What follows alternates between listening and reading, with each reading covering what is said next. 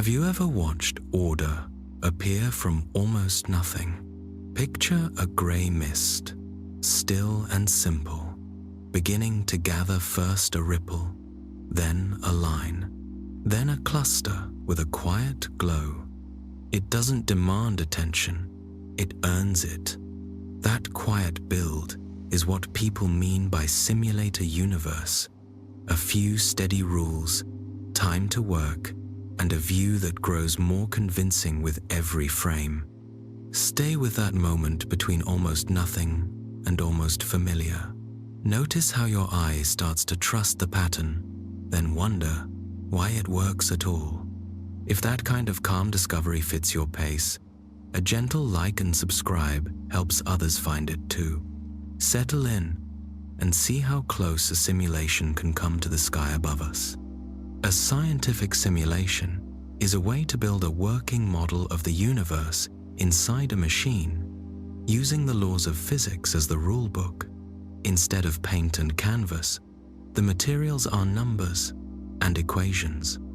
The goal is not a movie shot, but a controlled experiment that can be run, paused, and repeated. The model must follow known rules about matter, light, gravity, and motion. When the code is correct and the inputs are reasonable, structure grows on the screen in a way that can be measured and compared with the sky. The word simulation can mean many things.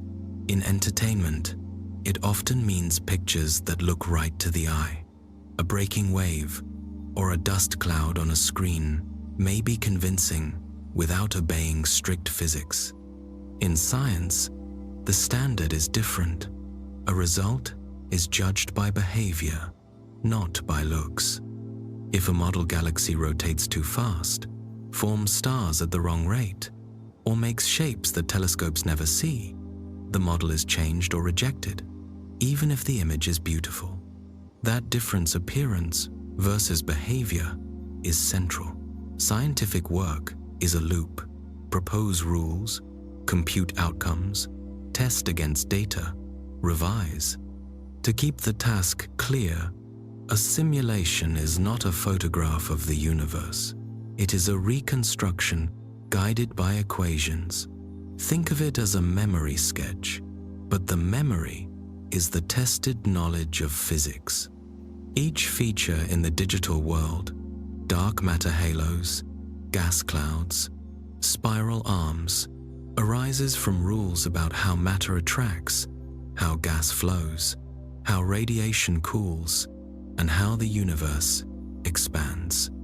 The rules are the same ones students learn in class, extended to large scales and solved step by step by a computer. An artificial universe starts with ingredients and initial conditions. In a cosmology run, the particles do not stand for single atoms. Each one is a package of mass, sometimes as large as a small galaxy or a vast cloud of gas. The model fills a region of virtual space with millions or billions of these packages, gives them positions and motions, and sets the overall expansion of space. Then, the clock advances in small steps.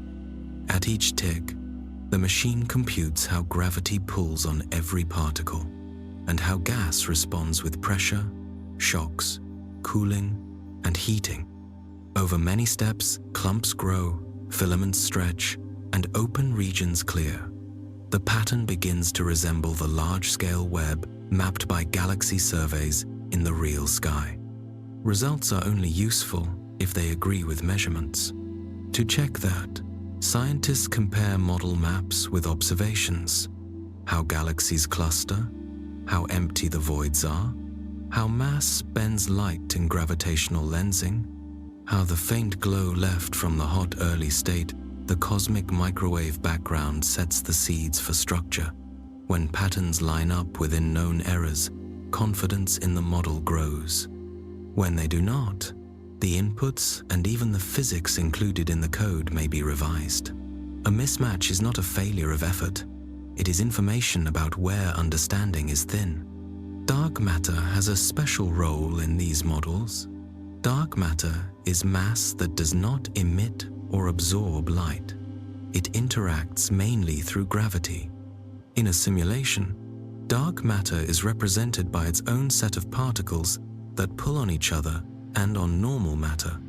Because dark matter does not collide or radiate like gas, it passes through itself and forms deep, smooth halos, gravitational wells that gather ordinary gas. Galaxies tend to form at the centers of these halos. When dark matter is included, the large-scale structure becomes more realistic. Halos merge, streams fall into clusters, and the overall pattern matches what telescopes find across vast distances. Dark energy enters in a quieter way. It is the name given to the observed acceleration of the universe's expansion. In models, it is not a separate particle, but a parameter that sets how fast space stretches with time. This stretching changes when structures can form and how dense they become. Adjusting the expansion history shifts the growth of clusters and the spacing of filaments, so it must be set to match measured values from supernova distances, background radiation, and other probes. Gas demands a different treatment. Gas in space behaves like a fluid. Hydrodynamics is the branch of physics that describes fluid motion. The equations track how pressure pushes, how shocks form, how turbulence mixes, how cooling allows gas to collapse, and how heating from stars or black holes can slow that collapse. There are two common ways to compute gas behavior. Grid methods divide space into 3D cells and solve the flow across cell faces. Particle methods, such as smoothed particle hydrodynamics, treat gas as overlapping kernels that carry mass, energy, and momentum. Properties are averaged over neighbors so that pressure and forces can be computed without a fixed grid. Modern codes often combine ideas using adaptive meshes that refine where detail is needed, or hybrid methods that keep accuracy in both smooth flows and sharp shocks. Gravity ties everything together. For two bodies, Newton's law is simple. The force grows with the product of the masses and drops with the square of the distance. For billions of bodies, the number of pairwise pulls explodes. Directly computing every interaction at every step is too expensive. To manage cost, simulations use approximation schemes, tree algorithms, group faraway masses, and treat their combined pull as one effect. Particle mesh methods place masses on a grid, solve for the gravitational potential with fast Fourier transforms, and then pull particles along the gradient of that potential. Hybrid particle mesh tree codes switch methods depending on distance to keep errors small while cutting runtime dramatically. Time stepping is its own craft. The program advances the system by small intervals and updates positions, velocities, temperatures, and other properties at each step. Steps that are too large cause errors and unstable behavior. Steps that are too small waste resources. Many codes use adaptive steps that shrink in fast-changing regions, for example, near shocks or dense cores, and grow in calmer zones. The aim is stable, accurate motion with the least cost. Every calculation relies on constants: the speed of light, the gravitational constant, the proton mass, the Boltzmann constant, and more. These numbers are set by measurement and are built into the code. Change them, even slightly, and the growth of structure could change in a way that conflicts with the sky. In addition to constants, a simulation needs cosmological parameters: the average matter density, the fraction of dark matter and dark energy, the scale and shape of the initial ripples from the early universe. These are drawn from datasets such as the microwave background and large galaxy surveys. No code can include every process at full detail. Some physics happens below the resolution of the grid or the particle spacing. Subgrid models stand in for that missing fine structure. Star formation is a classic case. The exact birth of stars depends on chemistry, dust, magnetic fields, and turbulence on scales that are smaller than typical cosmology cells. Instead of modeling each star, a subgrid rule might convert a small amount of dense, cold gas into stellar mass and then inject energy and momentum into the surroundings to mimic supernova blasts and radiation pressure. Black hole growth and feedback are treated the same way. Small-scale accretion is not resolved, so an effective model adds heat or kinetic kicks to nearby gas, according to simple formulas tuned to match observed galaxy properties. These choices must be calibrated carefully. Small changes can produce large differences in galaxy sizes, colors, and star formation histories. Electromagnetism and magnetic fields matter in many settings. Charged particles respond to magnetic fields. Fields can guide flows, suppress instabilities, and help launch jets. Full magnetohydrodynamics (MHD) solvers add these effects. Radiation transport also matters.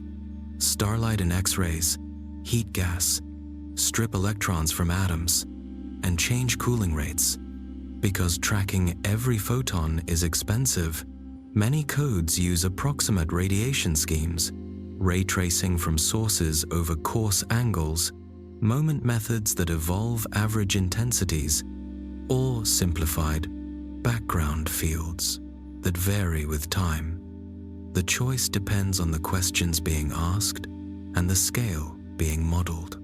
Scale itself varies across projects. Some runs focus on the entire growth of structure in a large box, hundreds of millions of light-years across, to capture statistics of clustering and lensing. Others zoom into a single galaxy, a star-forming cloud, or the aftermath of a supernova. Zoom-in methods nest a high-resolution region within a larger, lower-resolution environment so that local details are resolved while large-scale tides and inflows remain correct. Across all scales, the purpose stays the same. Test physics by seeing whether computed behavior matches measured behavior. History shows how these tools grew. In the 1,960 seconds, early experiments used only a handful of particles to explore how gravity groups matter. The displays were simple, but they offered the first direct view of structure growing under attraction. By the 1,970 seconds, N-body methods, where N is the number of bodies, became standard. Runs with hundreds of particles already showed a trend. Matter does not remain smooth. It clumps, forming knots and filaments with empty zones between them. These early models were Newtonian and ignored gas, but they revealed the basic tendency of gravity to build the skeleton of the cosmic web. Grids soon arrived to handle fluids. Dividing space into cells made it possible to solve the equations of hydrodynamics more efficiently and to include shocks and pressure. In the 1,980 seconds, hybrid codes appeared that coupled N-body gravity for dark matter with grid-based gas dynamics. Digital universes began to show thread-like connections and dense nodes that looked like the real web of galaxies. Dark matter changed the field from idea to framework. Observations of galaxy rotation curves, cluster dynamics, and lensing demanded more mass than starlight could supply. When simulations added a cold, collisionless component that interacts only through gravity, halos formed naturally and gathered gas. Galaxies in the models settled into those halos, and the overall arrangement clusters linked by filaments matched surveys more closely.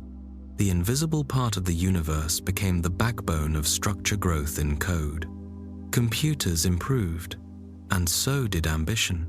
In the 1,990 seconds and beyond, runs scaled to millions and then billions of particles. Memory and speed allowed more detailed tracking of flows, shocks, and mergers. Initial conditions became tied to observation. The tiny ripples in density seen in the cosmic microwave background set the starting pattern of bumps and dips, from which all later structure grew. Feeding those measured ripples into a model created a fair test. Given the early baby picture of the universe, does the code grow a mature sky that matches what telescopes see today? Researchers often describe their setup as a universe in a box. The box is a virtual cube of space. Its size is chosen to be big enough to capture the statistics of large structures, but small enough to compute. The box is filled with dark matter and gas, given motions and temperatures, and then evolved forward for billions of years of model time. The goal is not to reproduce one specific galaxy or cluster, but to produce a population whose properties match the averages and spreads measured in real surveys. With one box, scientists can study how halos merge, how galaxies fall into groups, how voids clear out, and how feedback from stars and black holes changes gas. The same principles apply at smaller scales with more detailed physics. A focused run might follow a single supernova shock as it moves through the interstellar medium, heating, compressing, and stirring gas. Another might study a disk of gas around a young star to see how dust grains grow and drift, forming the building blocks of planets.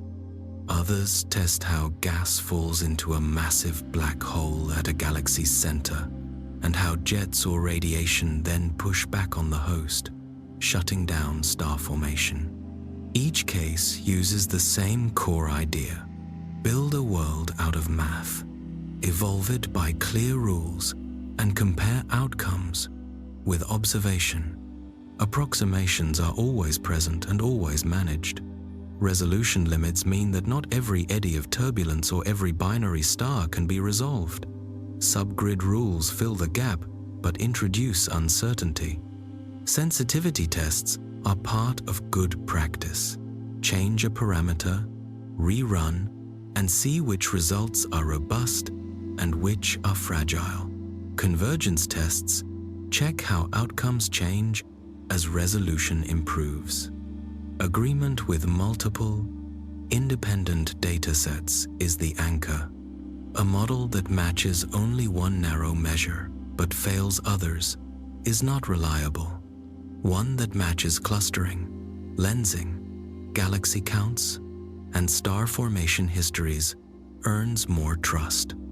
Computation itself shapes design choices. Codes must scale across thousands of processing cores in supercomputers. Memory must be used carefully. Data output must be managed, because a single large run can create terabytes of snapshots that need to be stored, analyzed, and shared. Teams build analysis pipelines to identify halos, trace merger trees, measure mass profiles, and synthesize mock observations that mimic what a telescope would see, including noise and selection effects. Only by viewing the model through the same instrument can a fair comparison be made. The value of simulation is not limited to matching what is known. It can probe what is not yet measured and what cannot be tested any other way. The real universe cannot be rewound. In code, history can be rerun with small changes. What if the average matter density were lower? What if black hole feedback were weaker? What if the initial ripples were slightly larger on small scales? Each run tests a branch of what-ifs, and the branch that best matches reality points to the right combination of ingredients. Limits remain. If a key piece of physics is missing or misunderstood, the gap shows up.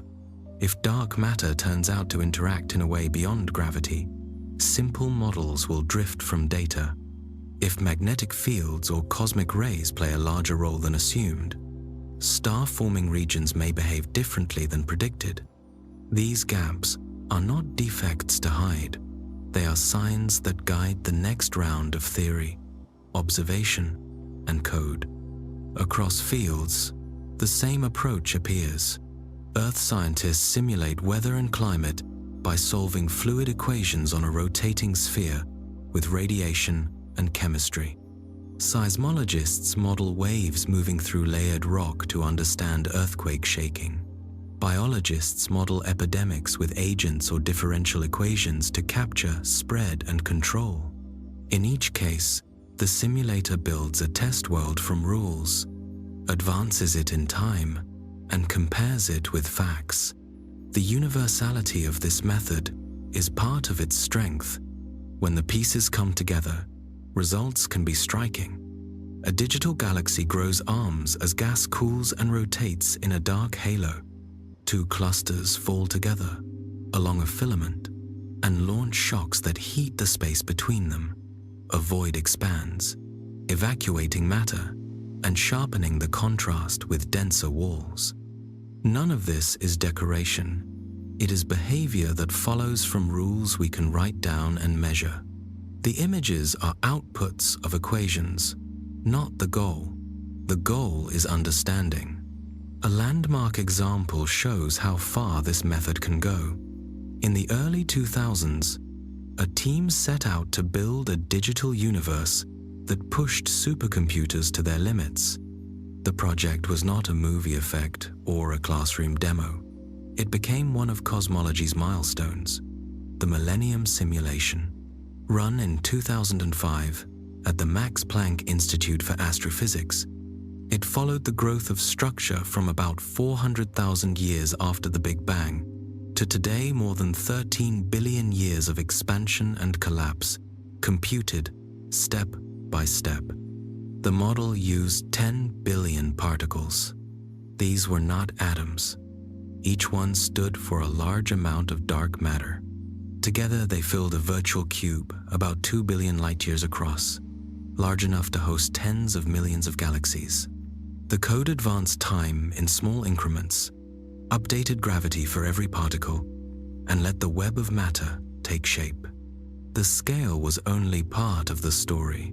The work was careful about physics and comparison with data. Scientists could watch dark matter halos appear, merge, and grow.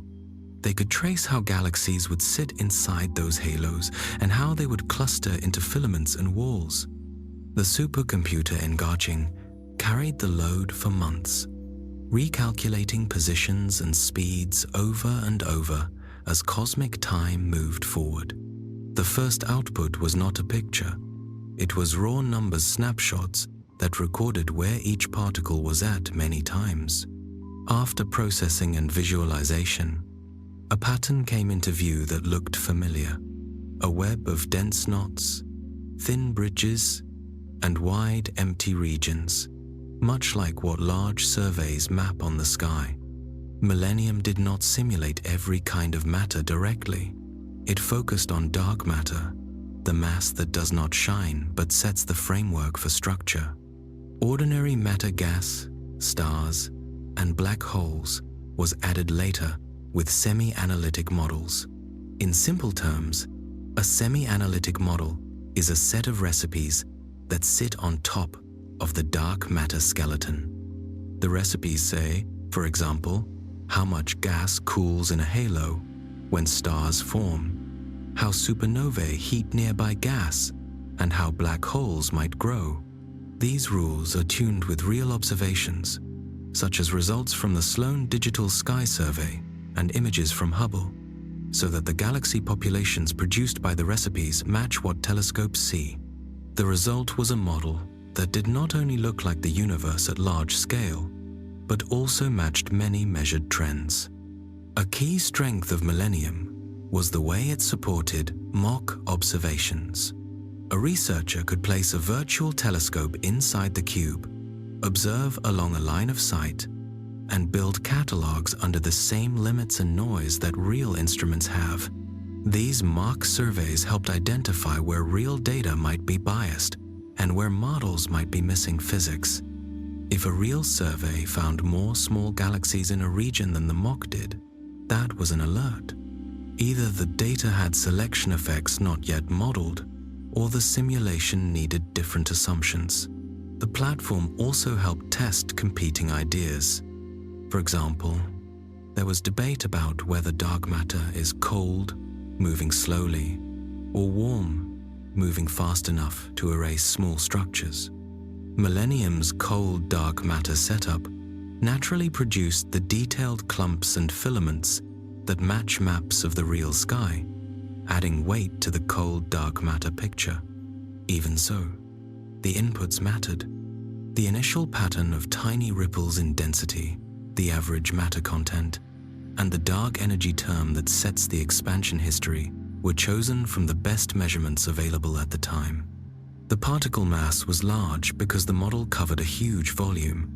That choice limited the detail for small objects, such as dwarf galaxies and thin gas features. To study those other projects, build smaller boxes with much higher resolution, Millennium showed the path, big enough to be statistically powerful, yet still precise enough to test theory against observation. Its datasets became a standard reference and were used for years to plan surveys, design follow-up simulations, and check analysis methods. A decade later, the field took a major step toward higher detail in the visible matter. Illustris, released in 2014 by an international team, kept the dark matter framework, but added full gas dynamics, star formation, chemical enrichment, and black hole feedback.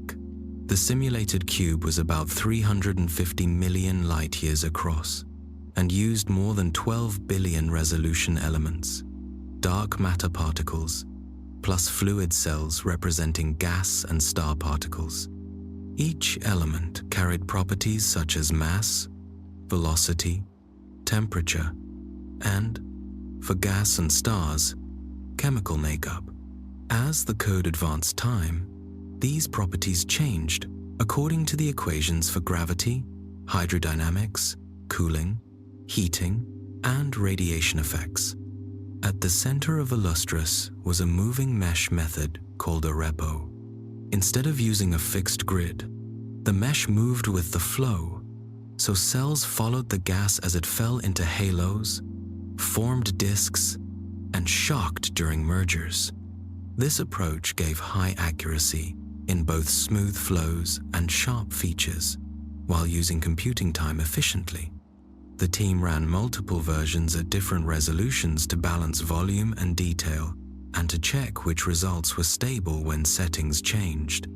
They also included feedback, energy, and momentum returned to the gas by stars and by supermassive black holes. When massive stars explode as supernovae, they heat and stir their surroundings. When matter falls into a central black hole, the energy released can drive winds or jets that push gas out. These processes slow star formation and shape galaxy sizes and colors.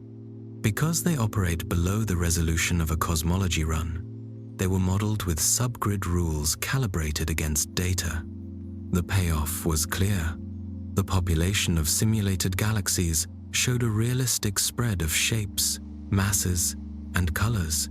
Spiral disks formed in many halos, massive ellipticals built up through mergers, and then shut down star formation. Gas in and around galaxies showed patterns of inflow, outflow, and shock heating, similar to what X-ray and radio telescopes report. The match was not perfect. Illustris tended to overproduce stars in some environments and made some galaxies too compact, but it was a large step toward linking the dark matter skeleton to the visible sky with consistent physics.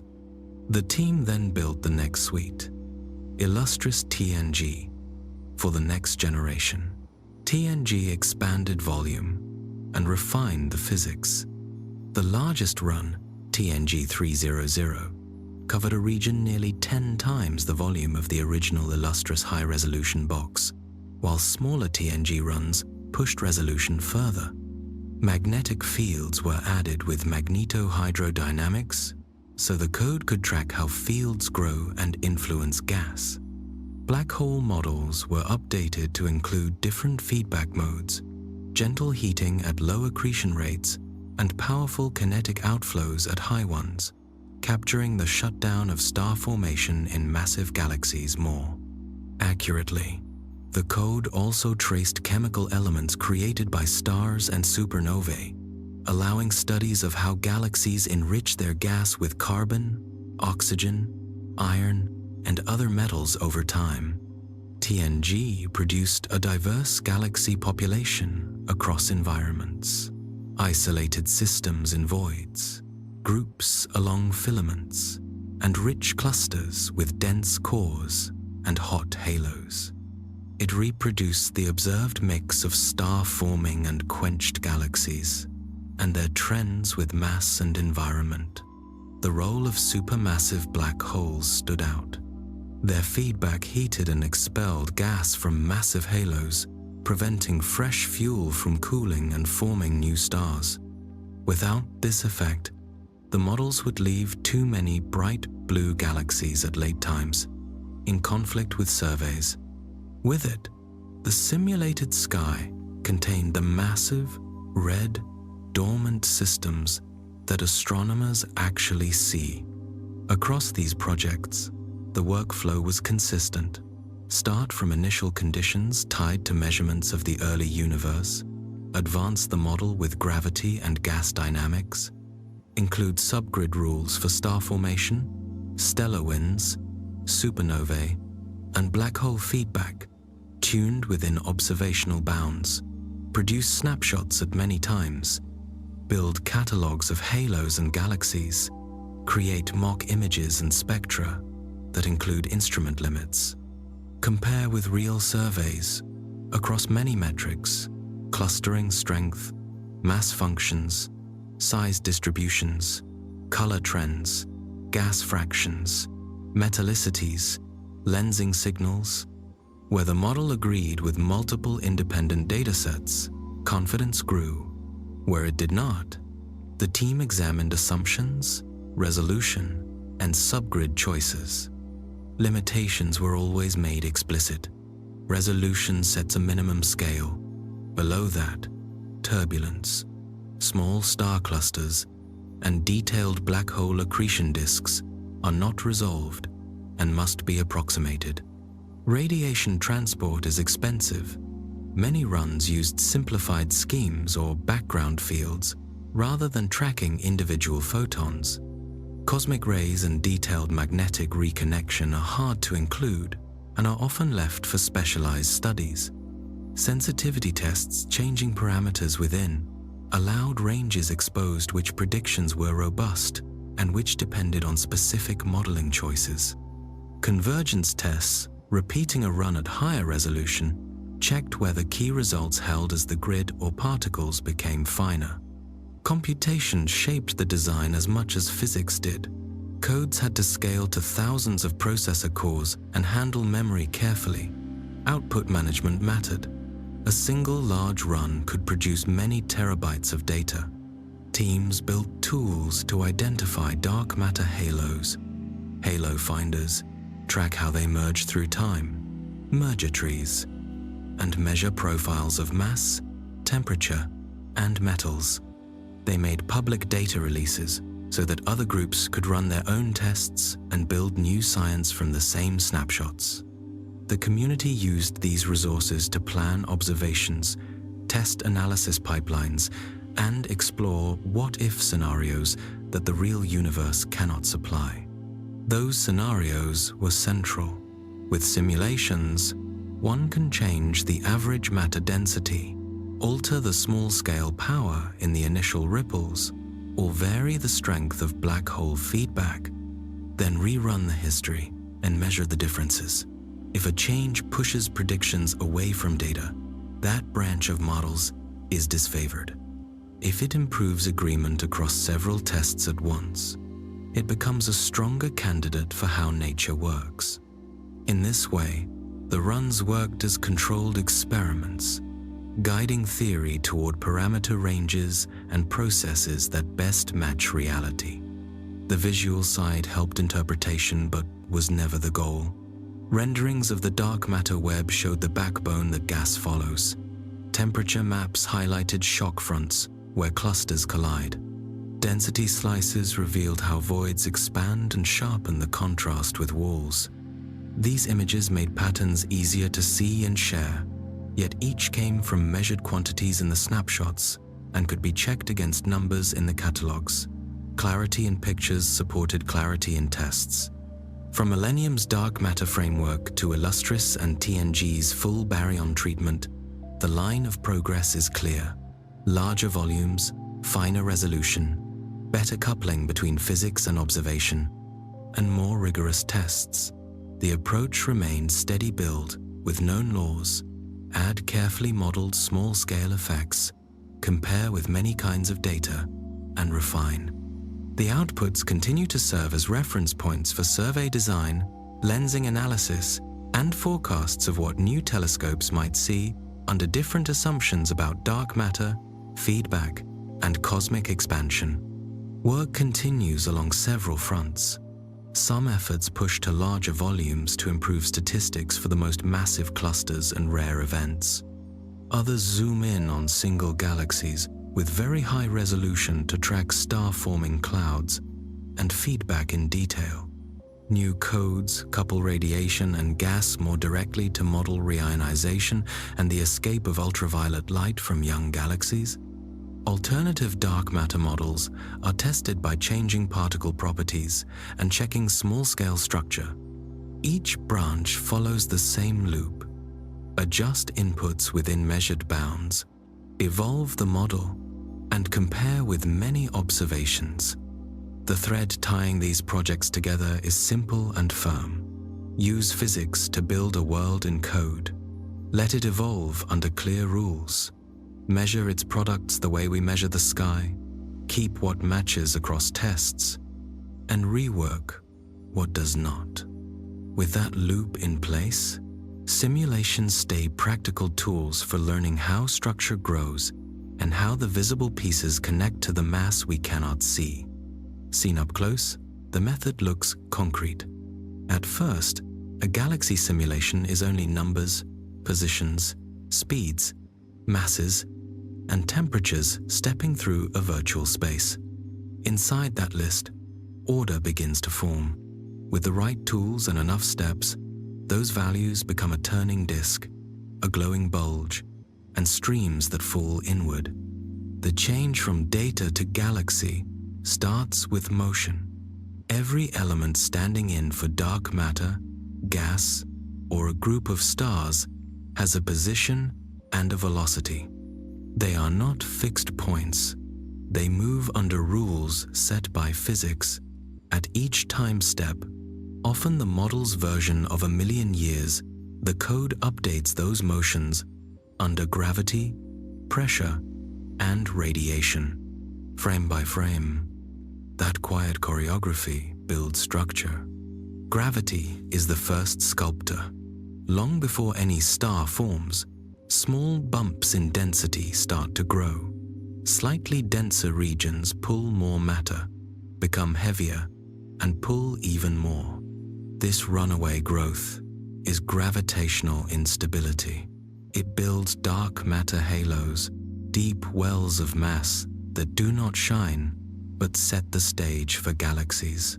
Without halos, bright matter would not stay together. It would drift apart.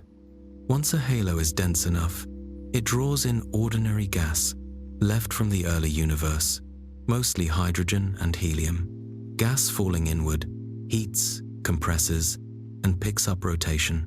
Now fluid physics matters. Hydrodynamics tracks how gas flows, how shocks form, how pressure balances gravity, and how cooling lets the gas settle. Codes use two main strategies: Some place gas on a 3D grid and solve the flow across cell faces. Others treat gas as overlapping particles, smoothed particle hydrodynamics, where properties are averaged over neighbors. Either way, the flow is not a gentle breeze. Turbulence stirs it. Compression waves travel through it. Dense pockets turn cold. Real star birth is complex and happens on tiny scales. Simulations handle it with a star formation rule. When gas in a cell or kernel becomes dense enough, cool enough, and self-gravitating, a fraction is converted into a star particle. A star particle is not one star. It represents many, often millions, bundled into a single marker with age, mass, and chemical content, metallicity. As time advances, these populations age. The most massive stars end their lives quickly and explode as supernovae. The code returns energy and heavy elements to nearby gas to mimic that feedback. Feedback heats and stirs the gas, slows new star formation, and drives outflows that reshape the disk and halo. Raw output is still numbers, snapshots of all elements at many times. Visualization turns those into images that the eye can read. Mass can map to brightness. Temperature can map to color. Density can map to contrast. Spirals appear where rotation and gravity balance. Elliptical forms appear where mergers scramble orbits. Gas bridges stretch between neighbors after close passes. None of these shapes are drawn by hand. They follow from angular momentum, gravity, and the cooling and heating of gas. Pictures are not decoration. They help test behavior. Do simulated disks rotate at speeds that match measured rotation curves? Do colors track the balance of young blue stars and older red stars? Do gas halos around galaxies have the temperatures and densities that X-ray and radio observations infer? If not, the modeling of feedback, cooling, or star formation thresholds may need revision. Because many people can read patterns quickly, a single image can point to what needs measuring in the catalogs. Simulations often reveal features no one planned. A stream of stars may peel from a small companion during a flyby. A thin filament of cool gas may feed a galaxy from far outside. A vast bubble may mark where outflows met the intergalactic medium. These emergent structures come from the rules and initial conditions. If they match what telescopes find, the model gains support. If they do not, they show where the physics or the resolution is lacking. Turning numbers into pictures needs dedicated software, but the key step is always the same. Translate physical quantities into visual cues. Tools handle color maps, lighting for depth, and interactive zoom. Fly-throughs chain snapshots together, so a viewer can watch billions of years unfold in seconds. Because time in the model is sampled, the movie is a sequence of states, not a guess between them. That keeps the link to measured quantities. The backbone of any galaxy model is dark matter. Dark matter does not emit, absorb, or reflect light. It does not feel electric or magnetic forces. It responds to gravity, and it dominates mass on large scales. Early evidence came from galaxy rotation curves.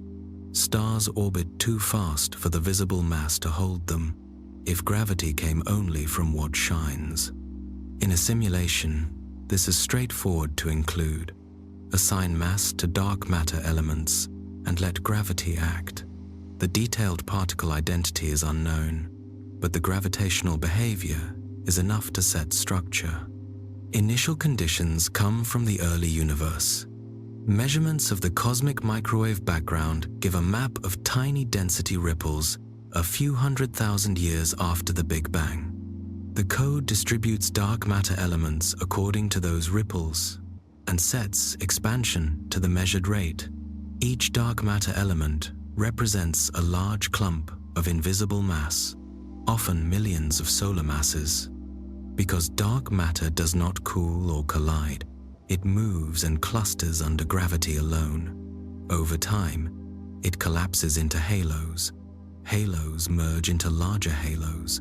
The deepest halos grow where filaments cross. Between filaments, low-density voids open. Runs that include only dark matter already reproduce the large-scale cosmic web. Filaments, nodes, and voids arranged much like what galaxy surveys map. That shows how dominant gravity from dark matter is. But bright structure needs gas. Adding gas brings in pressure, shocks, cooling, chemistry, radiation, magnetic fields, and feedback. After the early era, gas and dark matter evolve together, but not identically. Gas settles into disks, forms stars, and drives winds. Dark matter keeps deepening the wells in which those processes occur. A major modeling choice is the nature of dark matter itself. The standard picture is cold dark matter. Cold, meaning slow-moving compared to light speed. Cold particles clump efficiently and build structure from small to large scales. A competing picture is warm dark matter, where particles have higher speeds that blur out the smallest clumps. The differences show up in the number of dwarf halos and the fineness of filaments. By comparing simulations to observed counts of satellite galaxies, weak lensing maps, and the structure of the intergalactic medium, teams test which picture fits best. If a model predicts many more small satellites than observed, it may need stronger feedback to suppress star formation in small halos, or a change in the dark matter assumptions. Dark matter halos have characteristic shapes. Simulations show dense centers with outer regions that thin gradually. They are not solid balls. They are the sum of many mergers, tidal interactions, and smooth accretion. The more massive the halo, the more likely it is to host a big galaxy or even a cluster. Central supermassive black holes usually sit in the densest parts of massive halos. In models that include gas, black holes grow by accretion and merge when their galaxies merge. Their energy output heats and expels gas, especially in large halos, shutting down star formation and producing red, quiescent galaxies similar to those seen in surveys. To connect dark matter structure to visible galaxies, simulations combine the two components. The dark matter sets the potential wells. Gas falls in, cools, and rotates. Star formation rules convert dense, cold gas into star particles. Feedback from supernovae and black holes returns energy and momentum to the gas. Radiation models set how starlight and X-rays heat and ionize. Chemical tracking follows how elements like carbon, oxygen, and iron build up over time and mix into new generations of stars. Each of these pieces adds cost and uncertainty. Each is checked against data: stellar mass functions, galaxy sizes, color distributions, gas fractions, metallicity trends, and clustering statistics. Visualization then serves two jobs. It makes the structure legible at a glance, and it guides quantitative checks. A temperature map highlights shock fronts where clusters collide. A density slice shows cold streams feeding a disk. A mock image created with the same filters and noise as a real telescope lets analysts run the same pipeline and see whether the model and the sky agree after identical processing. Mock surveys also expose bias, how selection and measurement errors change what is counted, and how that maps back to the true 3D distribution. Because the real universe cannot be rewound, simulations supply controlled what-if tests. Change the average matter density, the strength of early ripples, or the efficiency of feedback, rerun, and measure the shifts. If predictions move closer to multiple datasets at once, that choice gains support. If they move away, the choice is disfavored. Sensitivity tests and convergence tests are part of the workflow. Sensitivity varies inputs to see which outputs are stable. Convergence repeats the run at higher resolution to check that key results do not depend on coarse grids or heavy particles.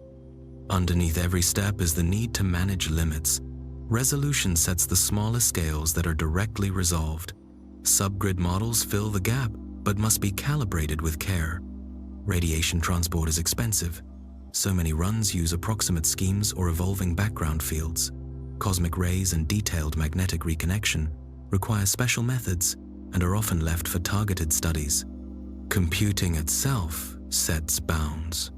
Processors, memory, storage, and analysis pipelines must handle terabytes of snapshots and catalogs. Teams build tools to find halos, trace merger trees, and measure profiles so results can be shared and checked. What emerges from this process is a practical link between rules and forms. Dark matter lays down the skeleton. Gas flows along it, cools, and lights up. Feedback regulates growth. Visualizations show where to measure. Catalogs provide numbers for comparison. Agreements and disagreements point to the next change in inputs or methods. Piece by piece, the simulated galaxy becomes a testable object. It rotates, forms stars, sheds gas, and interacts with neighbors in ways we can measure the same way we measure the sky. Step back, and a deeper constraint appears at the very start. Every simulation begins with a decision about scope. You choose what to include, and just as important, what to leave out. No machine can track every atom or every star at once. That is not a flaw. It is how scientific models work. A simulation is a map, not a mirror. It simplifies, so key patterns stand out. Cosmology runs focus on the broad flow of matter and energy, how structure grows, how galaxies take shape, how dark matter and gas move over time. To do that, they use assumptions, shortcuts, and controlled approximations. Many are harmless and even helpful. Some can push results in the wrong direction, if not checked. Resolution is the first limit to face. Like a photo made of pixels, a simulation is made of resolution elements, particles, or cells. More elements give more detail, but also raise the cost. You cannot simulate each supernova blast in full detail while covering a region millions of light years wide. So models bundle small things into larger units. A star particle often stands for a whole group of stars. A gas cell can span light years. This smooths over the fine, messy physics and replaces it with average behavior. Events below the grid, single explosions, tiny eddies, small cold clouds, are not followed directly. Their effects enter through subgrid models, simple rules that stand in for complex processes. Star formation is a clear example. In nature, it depends on molecules, dust, magnetic fields, and turbulence. Codes cannot track all that at cosmology scales, so they use a recipe. When gas in a region becomes dense, cool, and self-gravitating, the code turns a fraction of it into star particles. Researchers set the thresholds, compare the outcome with observed galaxies, and tune the numbers. If the gate is too loose, the run makes too many stars. If it is too tight, galaxies come out faint and barren. Feedback is the other side of the cycle. Massive stars end as supernovae and push on their surroundings. Black holes in galaxy centers release energy that can heat or eject gas. In a model, these actions appear as energy, momentum, or radiation injected into nearby cells. Nature is irregular, but code must choose a pattern: steady, bursty, thermal, or kinetic, and a scale over which to deposit the energy. Too weak, and gas cools fast and keeps forming stars. Too strong, and gas is blown out and does not return. Calibrating feedback is one of the hardest tasks in this field. Magnetic fields thread space and influence charged particles. They can guide flows, add pressure, and change how instabilities grow. Full magnetohydrodynamics solves fluid motion with magnetic terms added, but it is expensive. Many large runs skip it or use simplified forms. Cosmic rays fast. Charged particles can carry energy across big distances and help drive winds, but they add new equations and parameters. They are often left out, though newer studies suggest they matter for setting the pace of star formation and the strength of outflows. Gravity is usually handled with Newton's law, which is accurate on most galaxy and larger scales. General relativity is the deeper description, especially near black holes and in the early universe, yet solving the full relativistic equations everywhere is not practical. Most projects keep relativity in the background through the expansion of space and use Newtonian gravity for local pulls. In extreme cases or focused studies, relativistic corrections or specialized solvers are added. Chemistry and cooling also need choices. Real gas is not pure hydrogen and helium. Stars make heavier elements. Astronomers call them metals, and supernovae spread them. Metals change how gas cools and how light moves through it. Tracking dozens of elements with full chemistry over billions of years is heavy work. Many codes follow a few key elements, or they track a single metallicity number that acts as a proxy. This captures the main effect on cooling, but misses detailed chemical history. Radiation is another challenge. Light heats gas, ionizes atoms, and pushes dust. Exact radiative transfer, how light moves and interacts, is hard to compute in 3D with moving gas. Some runs assume a uniform radiation background that changes with time. Others use approximate schemes that send rays from sources or evolve averaged light fields. These methods work well for large-scale trends, but can miss local features, like a bright cluster carving a bubble in a dense cloud. Dark matter and dark energy set the stage and bring their own assumptions. Dark matter is modeled as massive, collisionless particles that feel only gravity. That fits many observations, but we do not know the particles themselves. If dark matter has extra interactions or behaves like a wave, as in fuzzy dark matter, small-scale structure would change. Dark energy is often taken to be a simple cosmological constant, a uniform energy density that speeds up expansion. If it evolves with time or couples to other fields, structure, growth, histories shift. These what-ifs are testable by changing inputs and rerunning the model, but the standard, simpler choices remain common because they match much of the current data and keep cost manageable. Each simplification adds uncertainty. A mismatch with observations may reveal new physics, or it may signal a missing ingredient. The strength of simulation is that it makes such gaps visible. You can add a piece, rerun, and see how much it matters. If magnetic fields change disk thickness, that is a measurable effect. If cosmic rays reduce central densities, that is another clue. The healthiest way to use these tools is to treat them as hypotheses written in code. They are not prophecies. They are testable guesses that improve through comparison and revision. All of this ties back to resolution. In a digital universe, resolution sets the smallest feature you can trust. It is how finely space, time, and mass are cut. Higher resolution means more elements, smaller time steps, and more memory. The cost rises quickly. You cannot resolve a planetary scale cloud and also simulate a billion light-year box at the same time with the same detail. You pick a scale that serves your question.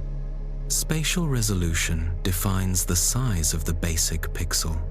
In particle runs, it is the mass of each particle. In grid runs, it is the size of each cell. Make the pixel smaller, and you see more detail. But you need far more pixels to fill the same volume. A large project might use tens of billions of elements to model a region a few 100 million light-years wide.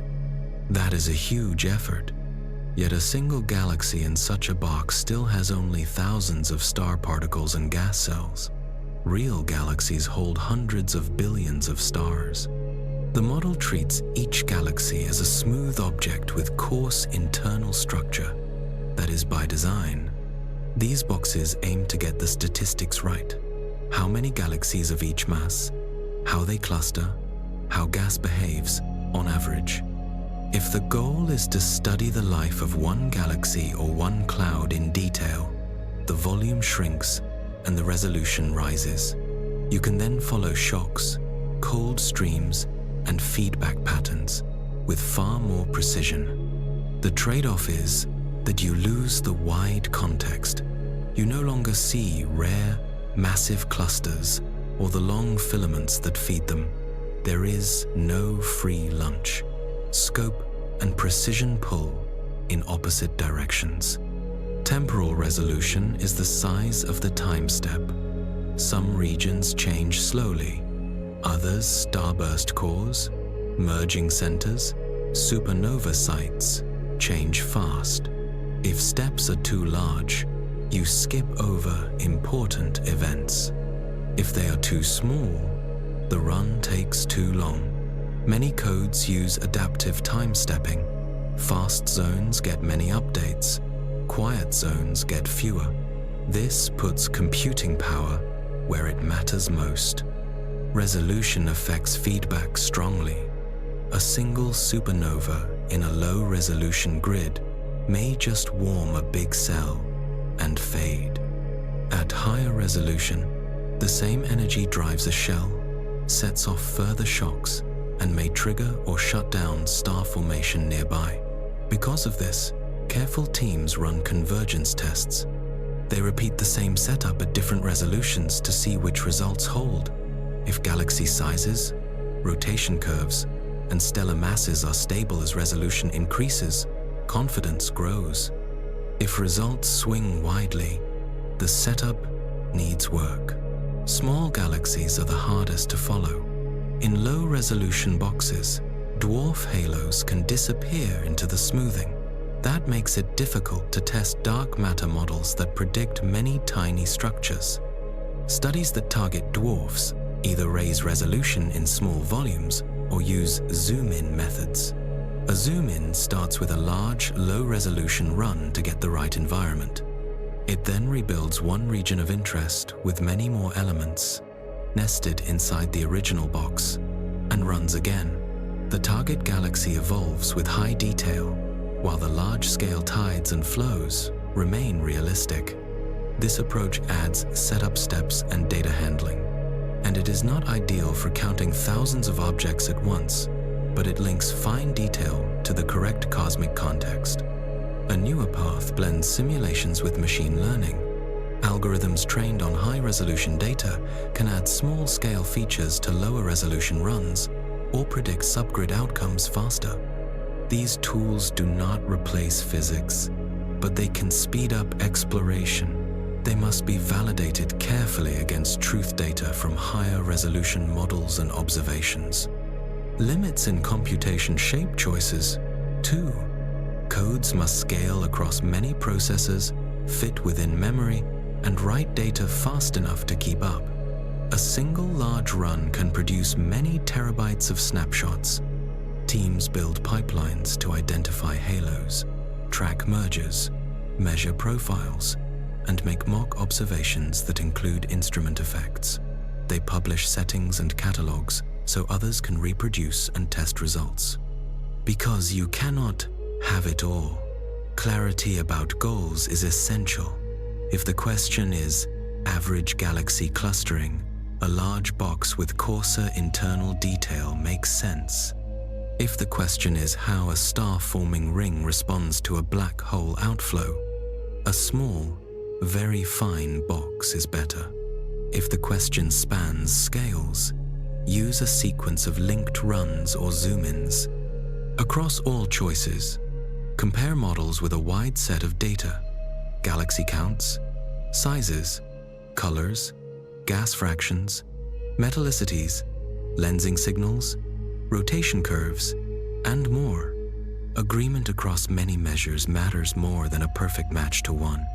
In practice, this becomes a loop. Choose physics and parameters consistent with current measurements. Set spatial and temporal resolution to fit the problem and the machine.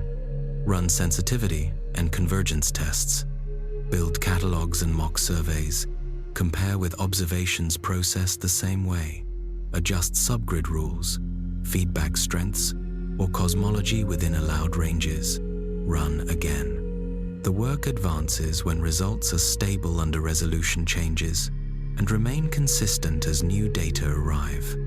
Running a cosmological simulation always starts with choices. Decide which physics to include, which to simplify, and which to leave out for now. No computer can track every atom or photon across billions of years. A model is a map that keeps what matters for the question at hand and trims the rest. That is why calibration exists. Some inputs come straight from measurement and well-tested theory. Others are parameters that stand in for small-scale processes the code cannot resolve. Those parameters are tuned so the model reproduces broad, independent trends in the sky, many at once, not just one, before being used to answer new questions. Star formation efficiency is one of those adjustable pieces. In space, only a small fraction of cold, dense gas turns into stars. A large cosmological box cannot resolve the fine structure of molecular clouds or the details of turbulence and magnetic support, so the code uses a rule. When gas crosses density and temperature thresholds, a set fraction becomes star particles. If the fraction is too high, simulated galaxies are too bright and too blue. If it is too low, they stay dim and gas-rich.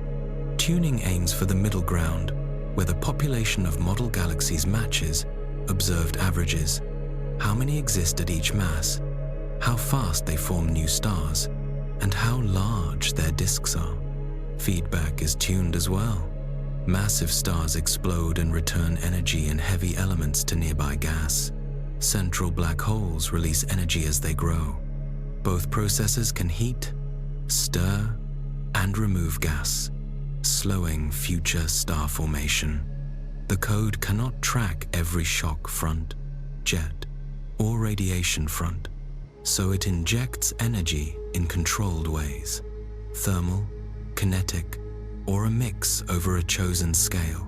Too little energy, and galaxies overproduce stars. Too much, and gas is swept away for good. The target is to reproduce multiple observables at once: stellar masses, gas fractions, sizes, colors, and the split between active and quenched systems. Calibration is not reverse engineering a picture. It sets a few key parameters within ranges allowed by data, then tests whether the same settings reproduce many facts that were not used during tuning. A healthy setup might be calibrated to the galaxy stellar mass function, and then checked against rotation curves, X-ray gas in clusters, weak lensing profiles, and the growth of the quenched population over time. If the model matches these without new adjustments, confidence grows that the underlying physics is reasonable. Black hole feedback deserves special mention. Without it, many simulations produce massive galaxies that keep forming stars down to the present, in conflict with surveys that show many large galaxies are old and quiet. Effective black hole models add a low accretion maintenance mode that gently heats surrounding gas, and a high accretion burst mode that can drive strong outflows. The balance between these modes controls halo gas temperatures and cooling times and, with them, the rate of new star formation.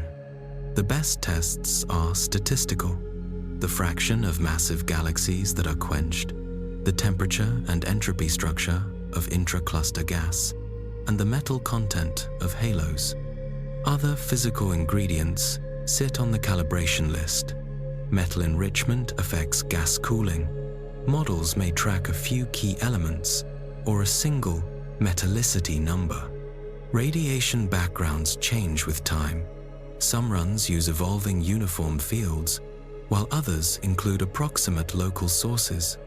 Magnetic fields and cosmic rays are added in advanced codes and can change disk thickness, wind speeds, and star formation efficiency.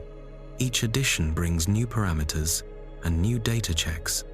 With this framework in mind, it is natural to ask what prediction really means. A simulation is not a fortune teller. It does not forecast the position of a particular galaxy next Tuesday. It explores consequences, given the laws we think apply and the initial conditions we have measured. What patterns emerge? Because many models are calibrated to match some observations, they are not pure blind predictions. Their value lies in whether they reproduce many independent facts at once and whether they point to new, testable signals. There are clear cases where simulations led.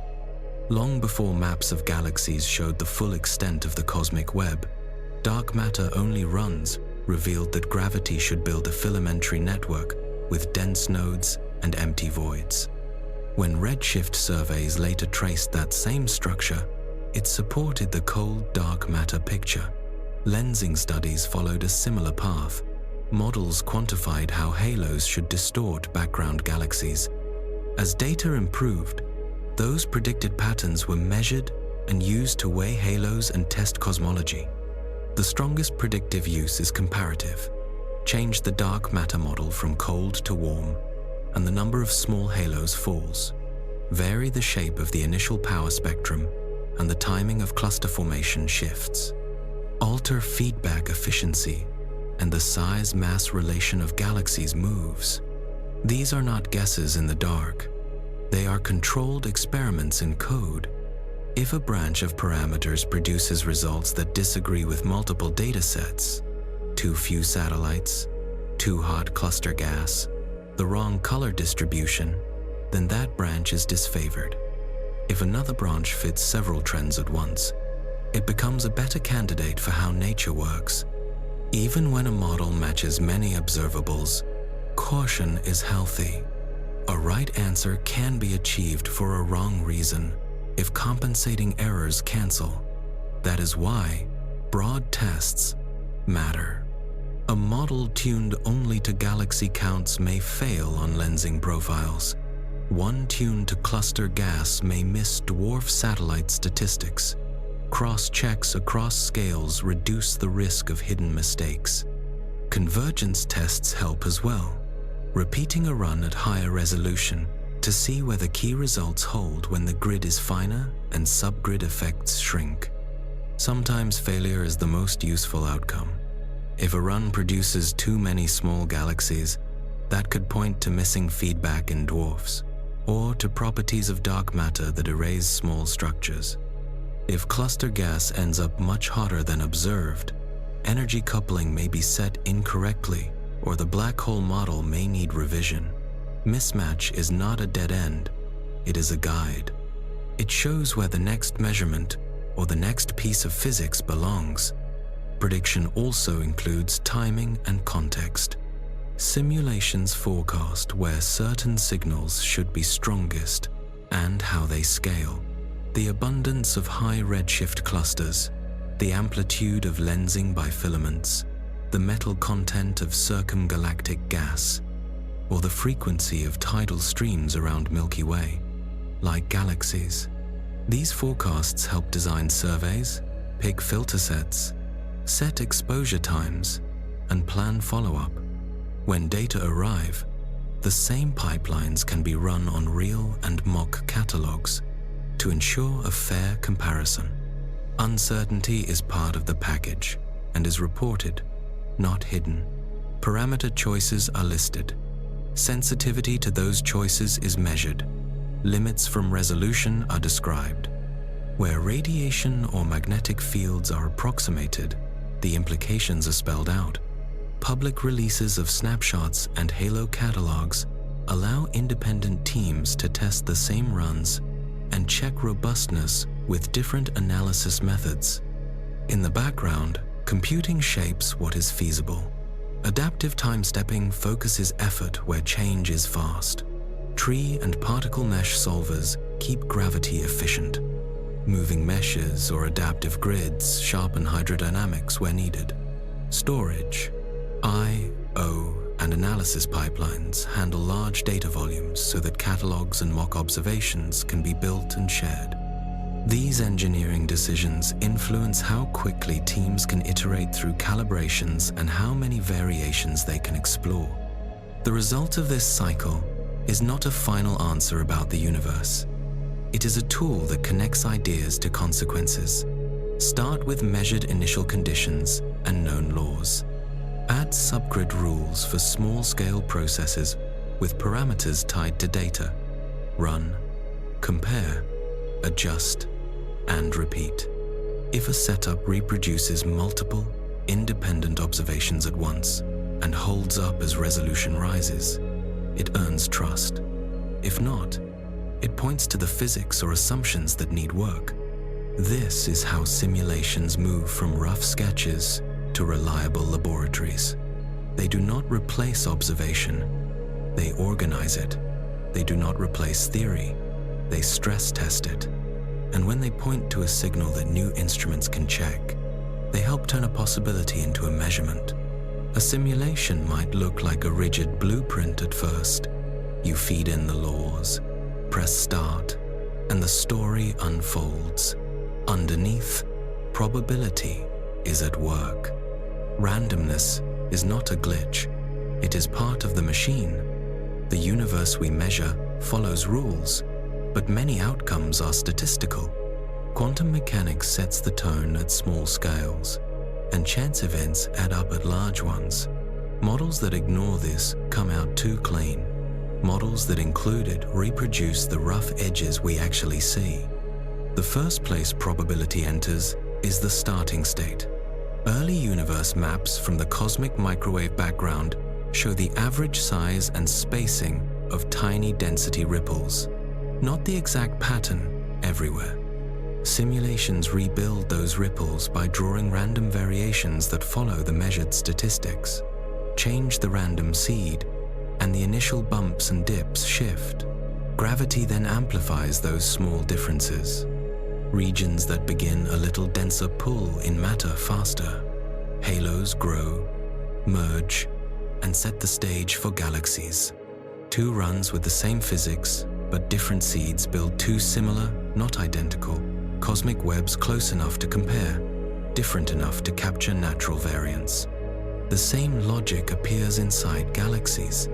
Star formation is modeled with a rule that acts only when gas is dense, cold, and self-gravitating. When the rule is met, the code often creates stars with a probability per time step rather than a fixed switch.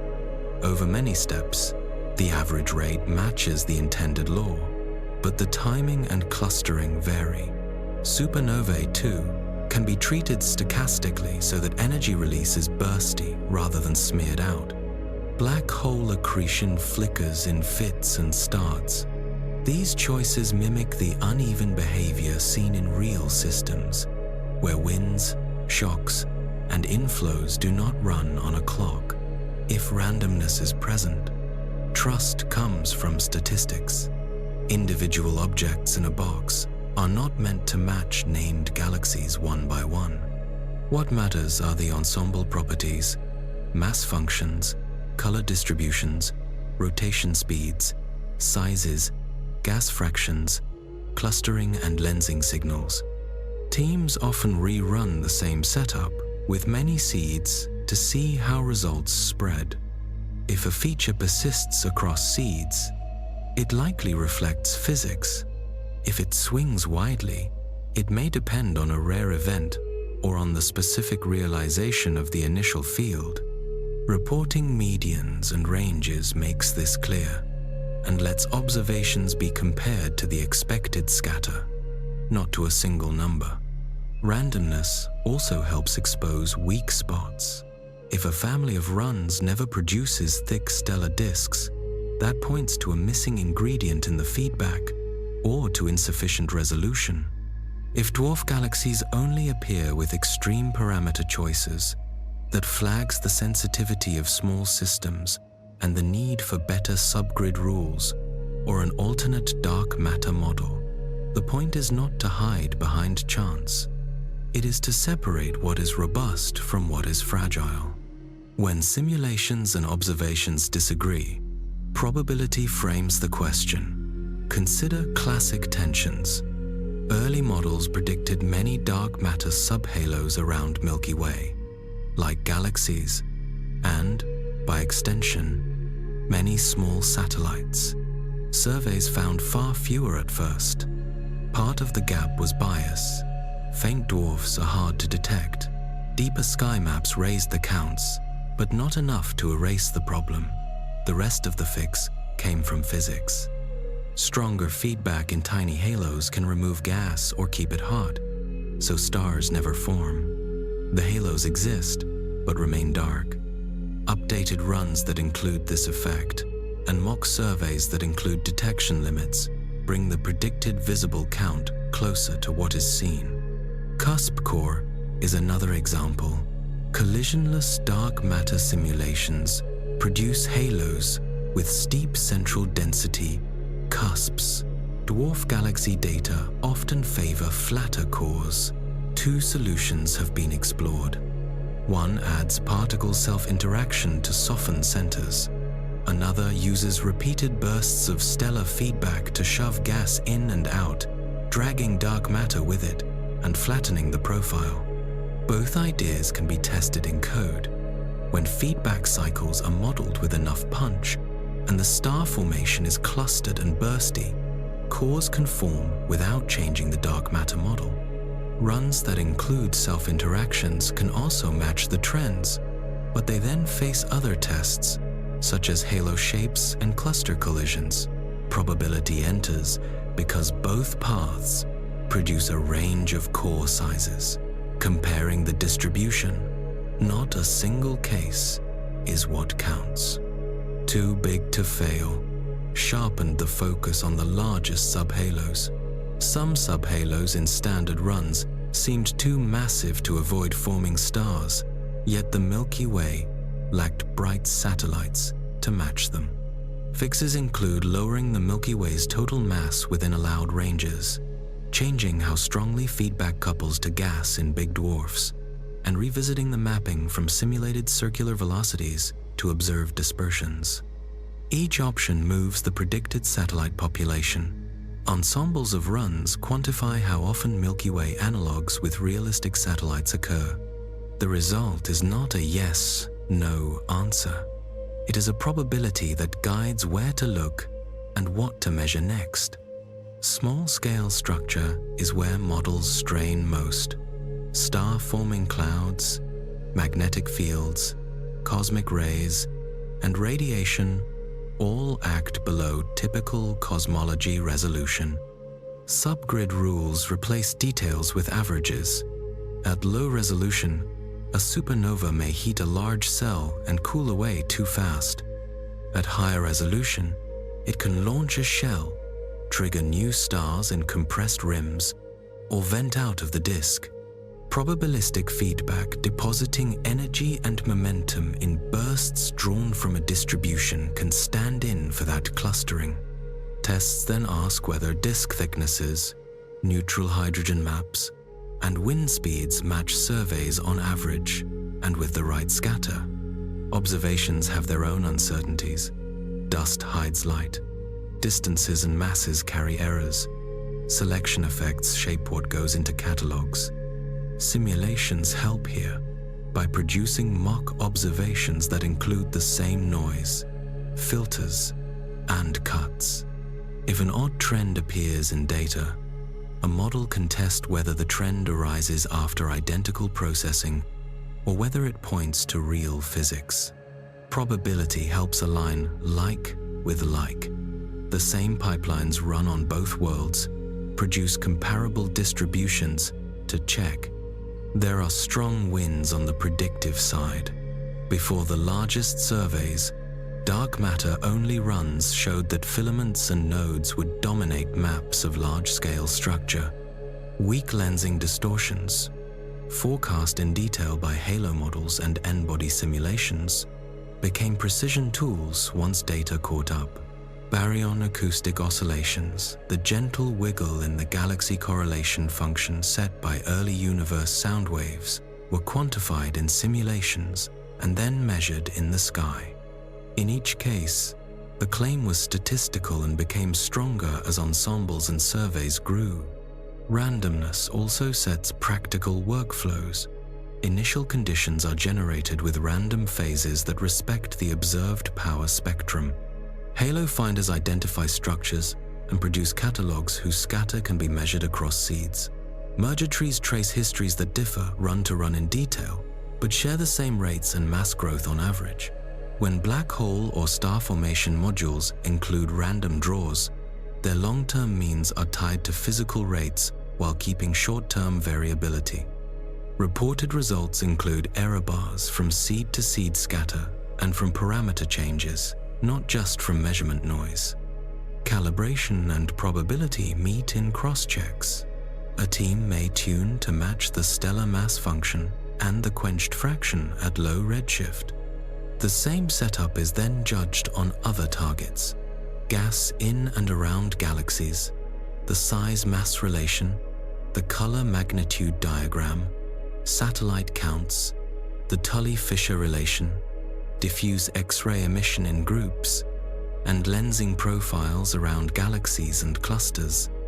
If one parameter set reproduces many of these simultaneously across seeds, it is a sign that the model's stochastic rules and average rates are consistent with nature. If success requires different parameter choices for different tests, the design likely hides compensating errors. Ensemble thinking shapes how forecasts are made. Instead of stating that a Milky Way analog has n satellites, teams report a distribution of n for hosts with Milky Way-like masses and environments. Instead of a single rotation curve, they report median curves with scatter bands for galaxies in bins of mass and size. Instead of one circumgalactic gas profile, they show ranges that depend on feedback, strength, and accretion history. Observers can then ask whether the Milky Way or a given survey lies near the middle of the predicted distribution or in its tails. Randomness does not free a model from making clear claims. It forces clarity about which statistics are being matched and which are merely correlated. It makes it harder to hide a flaw behind a single lucky run. It also gives a natural way to plan follow-up. Focus on tests where the predicted distributions for competing models separate the most. If cold and warm dark matter produce overlapping satellite counts, but different velocity and isotropies, measure the latter. If different feedback schemes produce similar galaxy colors but different circumgalactic metal distributions, target those metals with absorption line surveys. When a run fails a test, the fix is not guesswork. Teams trace the path. Which subgrid process sets the outcome? which parameter controls its strength, and how that parameter is constrained by other data. A change that improves one match at the cost of breaking 3 others is not progress. A change that shifts the entire predicted distribution in the right direction across several tests is. Probability keeps score fairly. It says how often a model produces what the sky shows under varied seeds and within known errors. In practical terms, this means each project publishes more than pretty frames. It lists seeds, parameters, and diagnostics, releases Halo catalogs and mock surveys, and reports sensitivity to major choices. Other groups rerun parts of the setup or analyze the snapshots with different tools. Disagreements surface quickly and can be traced to physics, numerics, or analysis. Over time, the range of viable parameter space shrinks, and the predicted distributions tighten. None of this makes simulations certain. It makes them honest. The universe is not a single path written in stone. It is a space of allowed outcomes guided by rules. By building ensembles with random seeds, by using probabilistic subgrid events, and by reporting distributions rather than single numbers, models align with that fact. The comparison with data then becomes a measurement of overlap. How much of what the sky shows sits inside what the model allows? Where the overlap is small, the physics or the assumptions need work. Where it is large across many tests, the design is on the right track. The next steps follow directly. Target the places where competing models predict the widest separation, acquire the needed data, and rerun with updated physics to see which differences persist across the ensemble. Before there were atoms, stars, or galaxies, the young universe already carried tiny differences in density. These were not waves on top of space. They were small variations woven into space-time itself. Quantum fluctuations, events that are inherently probabilistic, were stretched to large scales during inflation, the brief period when space expanded extremely fast. Inflation took quantum-size ripples and pulled them to cosmic size, then left them frozen as seeds in the expanding universe. Where density was a little higher, gravity had a slightly stronger handhold. Where density was a little lower, matter drifted away more easily. Over time, those slight advantages piled up. Small excesses grew into clumps. Clumps pulled in more mass. Filaments and nodes emerged. Those were the start points for the structures we see today. We can measure the imprint of these seeds in the cosmic microwave background. That light, released when the universe was about 380,000 years old, shows tiny temperature differences across the sky. They are only millionths of a degree, but they map to real density variations. From those statistics, how strong the ripples are on different scales, simulations build starting conditions. They do not recreate our exact patch of the universe. They generate a field with the same power spectrum and random phases, consistent with the data. The field is sampled on a 3D lattice or with particles, and each point or particle gets a density contrast set by that pattern. Then gravity steps in and does its work. Regions that start a bit denser collapse earlier. Nodes pull in material from surrounding sheets. Voids become emptier. Even with only dark matter included, the result is a cosmic web that looks like what galaxy surveys map. Clusters at the intersections, filaments connecting them, and wide empty regions between.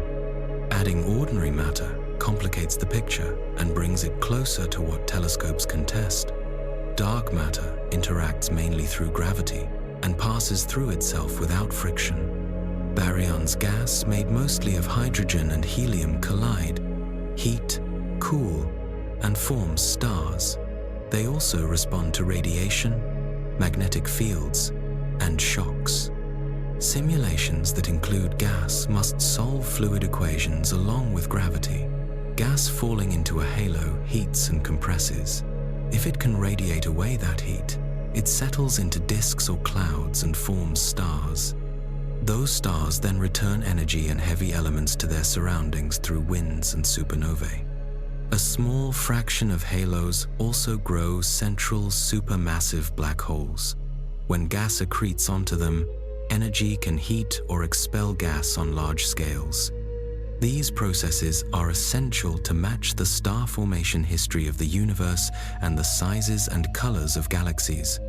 A key early chapter is reionization. After recombination, hydrogen atoms formed, and the intergalactic medium was mostly neutral. As the first stars and galaxies lit up a few 100 million years after the Big Bang, their ultraviolet light ionized hydrogen again. Ionized bubbles grew around sources, expanded, and merged until most of the diffuse gas was ionized. Simulating this phase requires tracking radiation and how it strips electrons from atoms, which changes cooling and the way light propagates. Because full radiative transfer is expensive, many cosmology runs use approximations, but specialized simulations focus on this period to predict how ionized regions grow and what signals low-frequency radio arrays should detect from neutral hydrogen that remains.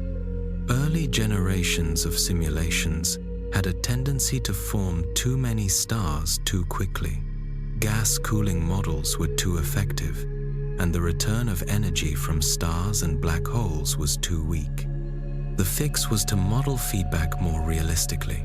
Supernovae should not just warm gas that cools away its energy, they should also drive it outward in bursts.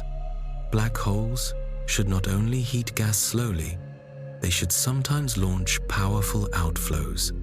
Codes began to deposit energy in kinetic form, stochastically or in bursts, or to delay cooling in small regions long enough for hot bubbles to expand. The aim was not to force a visual result. It was to reproduce multiple measurements at once. The number of galaxies as a function of mass, the star formation rate over time, the fraction of massive galaxies that are quenched, the density and temperature of gas in galaxy groups and clusters, and the distribution of metals in and around galaxies. Underneath these choices is the same starting point, the statistical map of initial ripples inferred from the microwave background. From there, the virtual universe evolves forward. If the initial power spectrum had a different shape, more power on small scales, less on large, the pattern of structure would differ. Changing that spectrum in controlled ways lets teams test alternatives. Warm dark matter that smooths out small scales, fuzzy dark matter that acts like a wave, or models with early features from inflation. Each variant produces distinctive changes: the number of small halos, the thickness of filaments, the timing of cluster formation. Those predictions can be compared with satellite counts, lensing maps, Lyman alpha forest spectra, and cluster statistics. The jump from dark matter only runs to full baryonic simulations also highlights how different components share the stage. Dark matter lays down potential wells. Gas flows along filaments into halos. If it cools, it can form a rotating disk. Star formation is modeled with a threshold and an efficiency. It often proceeds stochastically, so that stars form in bursts rather than as a steady drizzle. Feedback from young stars and supernovae heats and stirs gas and can launch winds that reach the circumgalactic medium. Metals produced by stars change how quickly gas cools. Metal-rich gas can radiate heat more efficiently and return to the disk faster. Over time, this cycle of inflow, star formation, and outflow self-regulates the galaxy. In massive halos, black hole feedback becomes the dominant regulator, keeping hot atmospheres from cooling too quickly and preventing runaway star formation. Feedback matters beyond single galaxies. In clusters of galaxies, much of the mass is in hot gas between galaxies, the intra-cluster medium. Without energy input, that gas should cool and flow toward the center, forming stars at rates far higher than observed. AGN feedback in cluster cores offsets cooling, maintaining high temperatures and low star formation, and distributing metals through turbulence and mixing. Simulations that include this effect reproduce the observed X-ray brightness and temperature profiles of clusters more accurately than those that do not. Even with these ingredients, resolution and method shape what can be trusted. Hydrodynamics can be solved on fixed or adaptive grids, or with particle-based methods that smooth properties over neighbors, or with moving meshes that follow the flow. Each has strengths for shocks, contact discontinuities, and mixing. Most large runs cannot resolve single supernova remnants or individual molecular clouds, so subgrid models stand in for those processes. Their parameters are constrained by data and stress-tested across resolutions to reduce dependence on grid size or particle mass. When results change as resolution improves, that is a sign that a subgrid rule or coupling needs revision. Randomness still plays a role in this early universe story. The initial field is built from random phases, and small differences in starting patterns can lead to different merger histories for galaxies. To separate robust conclusions from chance histories, teams often run ensembles with different seeds. If a trend, say, the size-mass relation of disks holds across seeds, it likely reflects the physics in the model. If it varies widely, the team checks sensitivity to feedback strength, star formation thresholds, and the handling of gas mixing. Zoom-in simulations tie the early ripples to present-day detail for a specific object. The usual approach is to run a large, low-resolution volume to identify a halo of interest at late time, then trace the particles that end up there back to the initial state, regenerate that region at much higher resolution, and run again.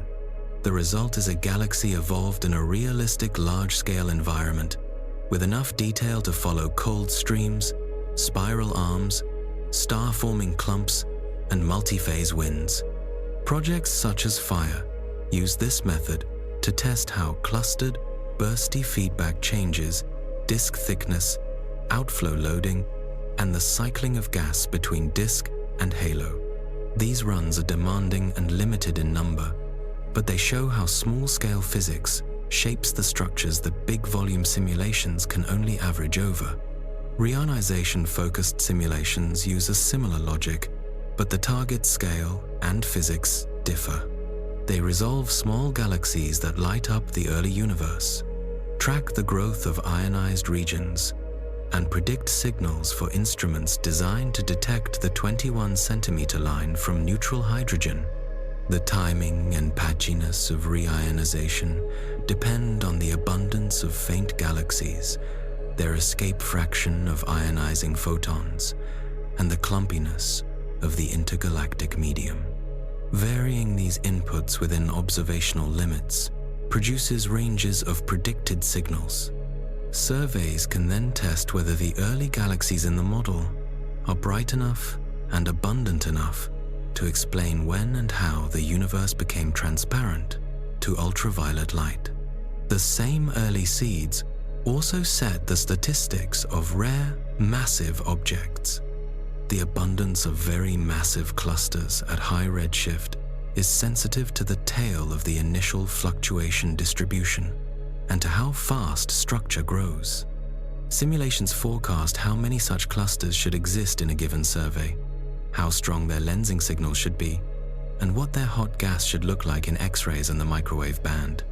Finding too many or too few would pressure the inputs, the matter density, the power spectrum shape, or the nature of dark energy. In this way, the path from quantum fluctuations to survey predictions is continuous. Assumptions at the start leave measurable fingerprints later on. When models and data clash, the early universe linkage helps diagnose causes. If a run that matches microwave background constraints still overproduces small galaxies, the issue likely lies in feedback within low-mass halos rather than in the initial conditions. If lensing maps show different halo concentrations than predicted, that could point to how baryons rearrange mass or to dark matter properties. If the timing of reionization requires more photons than the simulated galaxy population can supply, the escape fraction model, or the faint-end slope of the galaxy luminosity function, may need revision. Each mismatch suggests where in the chain from seeds to stars a correction belongs. Methodologically, turning the initial fluctuation statistics into a starting 3D field is a standardized step.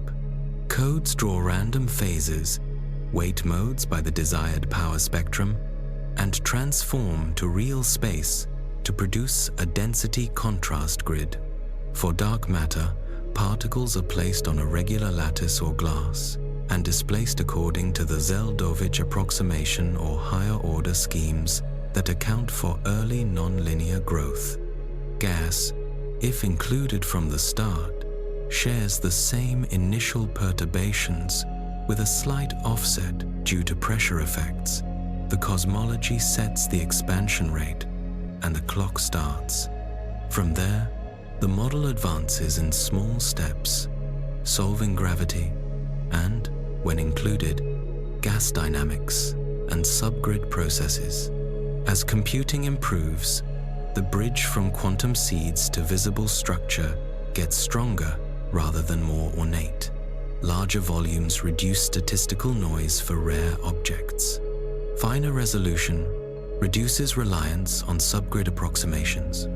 Faster I/O and better analysis tools make it easier to build mock surveys that include instrumental effects, selection biases, and noise, so comparisons with data are fair. Public releases of initial conditions, snapshots, and halo catalogs let independent groups test different analysis pipelines and check robustness. This openness makes it more likely that hidden assumptions or numerical artifacts will be uncovered and corrected. Feedback remains the most dynamic part of these models. Supernovae in clustered star-forming regions act differently than isolated explosions. Radiation pressure from young stars can push on dusty gas even before the first supernova. Black hole feedback changes mode with accretion rate, a gentle maintenance heating at low rates versus powerful jets or winds at high rates. Magnetic fields and cosmic rays change how energy moves through gas, altering wind speeds and disk stability. Each addition can shift predictions. That is why teams present ranges and emphasize which results are stable under method changes and which hinge on uncertain inputs. While whole universe boxes set statistical baselines, single object zoom-ins connect those statistics to local detail. A Milky Way analog, grown from realistic initial fluctuations, can be compared with star counts, gas profiles, and satellite distributions measured in our galaxy. Differences point to specific processes. Too thick disks can mean feedback is too violent or too centralized. Too few satellites with stars can mean star formation in tiny halos is oversuppressed. A halo too concentrated can signal that baryons contracted the mass too strongly in the model. By iterating between small-scale and large-scale runs, teams align the average picture with the anatomy of real systems. The thread through all of this is simple. The early universe sets a statistical template. Gravity amplifies its pattern. Gas, physics, and feedback translate mass into light. Simulations encode these steps and turn them into measurable quantities that surveys can test. Changing assumptions at the start or in the subgrid rules changes the outcomes in predictable ways. The point is not to produce a single perfect image, but to map how allowed inputs lead to families of results, and to identify which families look like the sky we measure. As data improve from microwave maps and lensing to galaxy catalogs and hydrogen surveys, the models narrow their ranges. The starting ripples remain the anchor. They provide the common reference that ties quantum-scale randomness to the largest structures we can see, and they give a clear baseline for testing new physics when the later steps stop matching the evidence. Consciousness, for working purposes, means subjective experience. There is something it is like to be the system. A thermostat responds. A calculator computes. A conscious system not only processes input, but models itself as doing so. Simulations, by contrast, are rule-bound machines. They evolve state by state, under equations and logic. Galaxy codes do not know they are simulating a web. They integrate forces and update arrays. The question is whether a physical brain, also a rule-bound machine at some level, can be captured with enough detail that the simulated system would have experience, not only behavior. Two paths frame the scientific work. The bottom-up path tries to model neural tissue with biological realism, electrical spikes, ion channels, synapses, dendrites, small networks with realistic connectivity. This path has produced detailed simulations of cortical microcircuits and slices that reproduce rhythms and spike patterns under controlled inputs. Scaling this to a human brain to 86 billion neurons and is greater than 14 synapses remains far beyond current resources. And even if it were feasible, the map is not the recipe. A faithful reproduction of spikes might still miss the organizational principles that matter for experience. The top-down path abstracts. It builds systems that learn, represent, and act without copying biology neuron for neuron. Artificial neural networks, recurrent models, transformers, world models, and reinforcement learners can classify images, plan actions, summarize text, and exhibit tool use. They show generalization and internal representations measurable with probes. Yet none of this, on its face, shows subjective experience. These systems optimize objectives.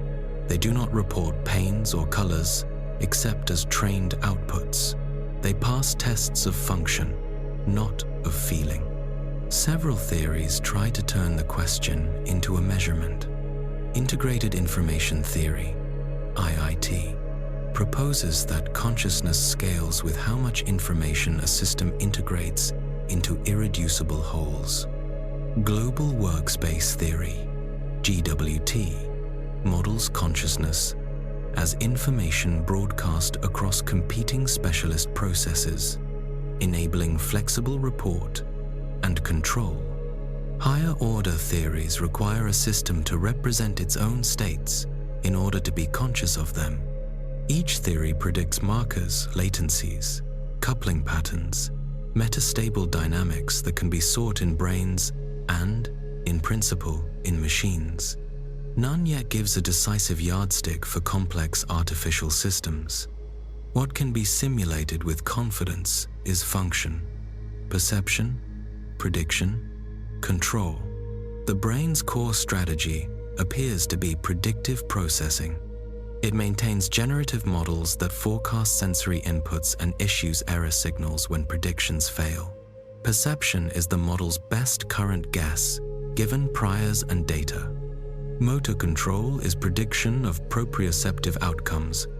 Action reduces error by making the world conform to expectation, catching the ball where the hand is predicted to be. This framework explains why perception is stable despite isocards. how illusions arise when priors dominate data, and why the brain's timing sometimes appears anticipatory. It is running a forward model, a useful bridge between neural computation and simulation practice is the world model.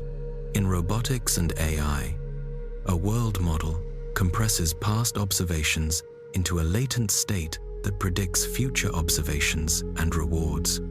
In human brains, hippocampus and prefrontal circuits appear to support something similar: mental time travel, route planning, counterfactual imagination.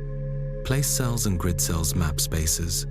Replay and preplay sequences rehearse likely trajectories. Dreams can be read as offline generative modeling, sampling and reorganizing patterns to improve future predictions. None of this requires experience to be useful. It does illuminate how a mind-like system could run an internal simulation. Ethical questions arise. Once function begins to overlap with signs we treat as mental life, persistent goals, self-models, reports of internal states, responses to harm, long-term memory integrating across tasks. If a system displays these, even by design, cautious norms suggest treating it as if it could be harmed, rather than assuming it cannot. This is a policy stance, not a proof of consciousness. It matters because ambiguous cases will arrive before theory is settled. Could a sufficiently detailed brain simulation feel? There are three main positions. Substrate independence holds that what matters is the right causal structure.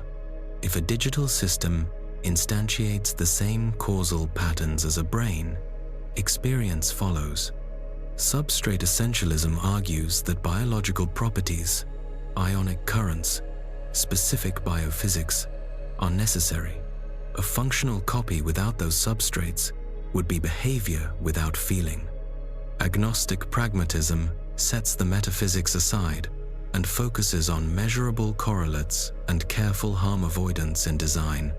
In practice, research proceeds under the third stance, while the debate continues. There is also a caution from philosophy of language. A system can produce language about experience without having experience. Syntactic competence does not entail semantics. The Chinese room thought experiment formalizes this worry. Rule-guided symbol manipulation can mimic understanding from the outside. The counter-argument points to systems, not modules. The room plus rules plus memory plus sensors plus actuators may form a whole whose causal organization does constitute understanding. This dispute will not be settled by armchair arguments alone. It will bend under empirical pressure as systems grow richer, embodied, and integrated. Embodiment matters. Minds evolved to control bodies in environments. Sensory loss, or motor loss, changes conscious content and structure, adding new sensors. For example, magnetic field sense becomes incorporated with training. For artificial systems, the richness of sensory motor loops, closed-loop interaction with a world, may be critical for anything like experience. Embodied AI and neurorobotics explore this by coupling learning agents to real or high-fidelity simulated environments and measuring whether internal dynamics shift toward the metastable, recurrent patterns seen in brains at rest and in task. Levels of description also matter. Neurons are not the only units that count. Glia modulates signaling. Neuromodulators set global gains in learning rates. Vascular dynamics couple to metabolism. Simulating a brain well enough may require capturing these slow, global variables in addition to spikes.